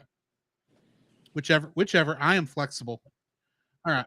Is it Kirk and Andy? Well, Kirk says this is Kirk, and then Andy says this is Andy. Basically. Yeah.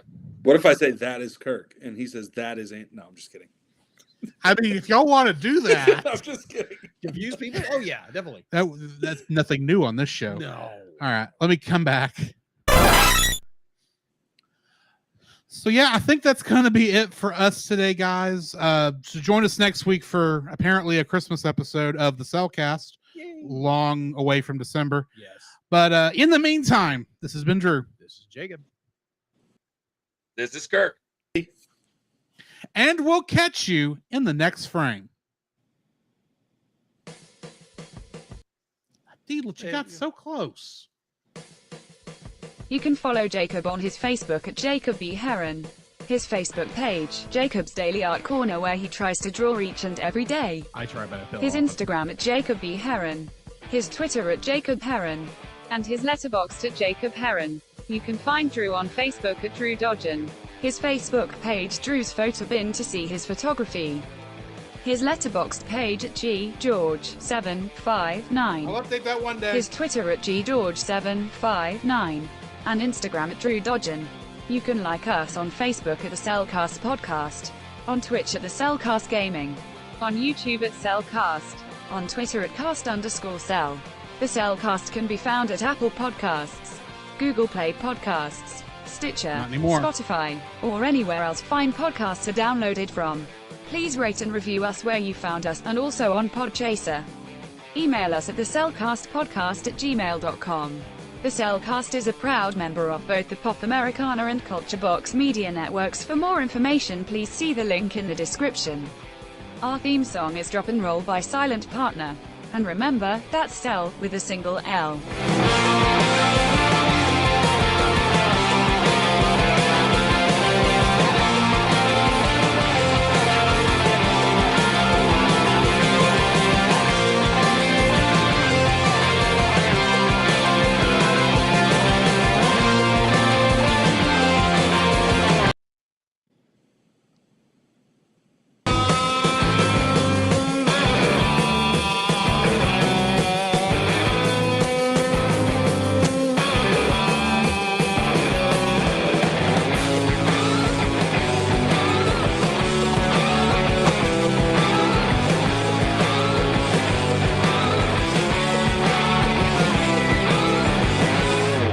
So, are they Mighty Morphin Rangeroos or Teenage Mutant Karate Kangas? Who knows? Rangeroos sounds fun. Rangeroos. Yeah, we'll stick with that I then. love Ranger. All right, that's the end of the episode. Once again, thank y'all for joining us. Yeah, thank you. This was fun. Thanks for having us, man. Really appreciate it. Absolutely. That was too much fun. Indeed. Thank you. We'll look forward to having you on next time, whenever that is. Exactly. Absolutely. Let's do All it. right. I'm going to go ahead and end the stream. We'll see y'all guys later.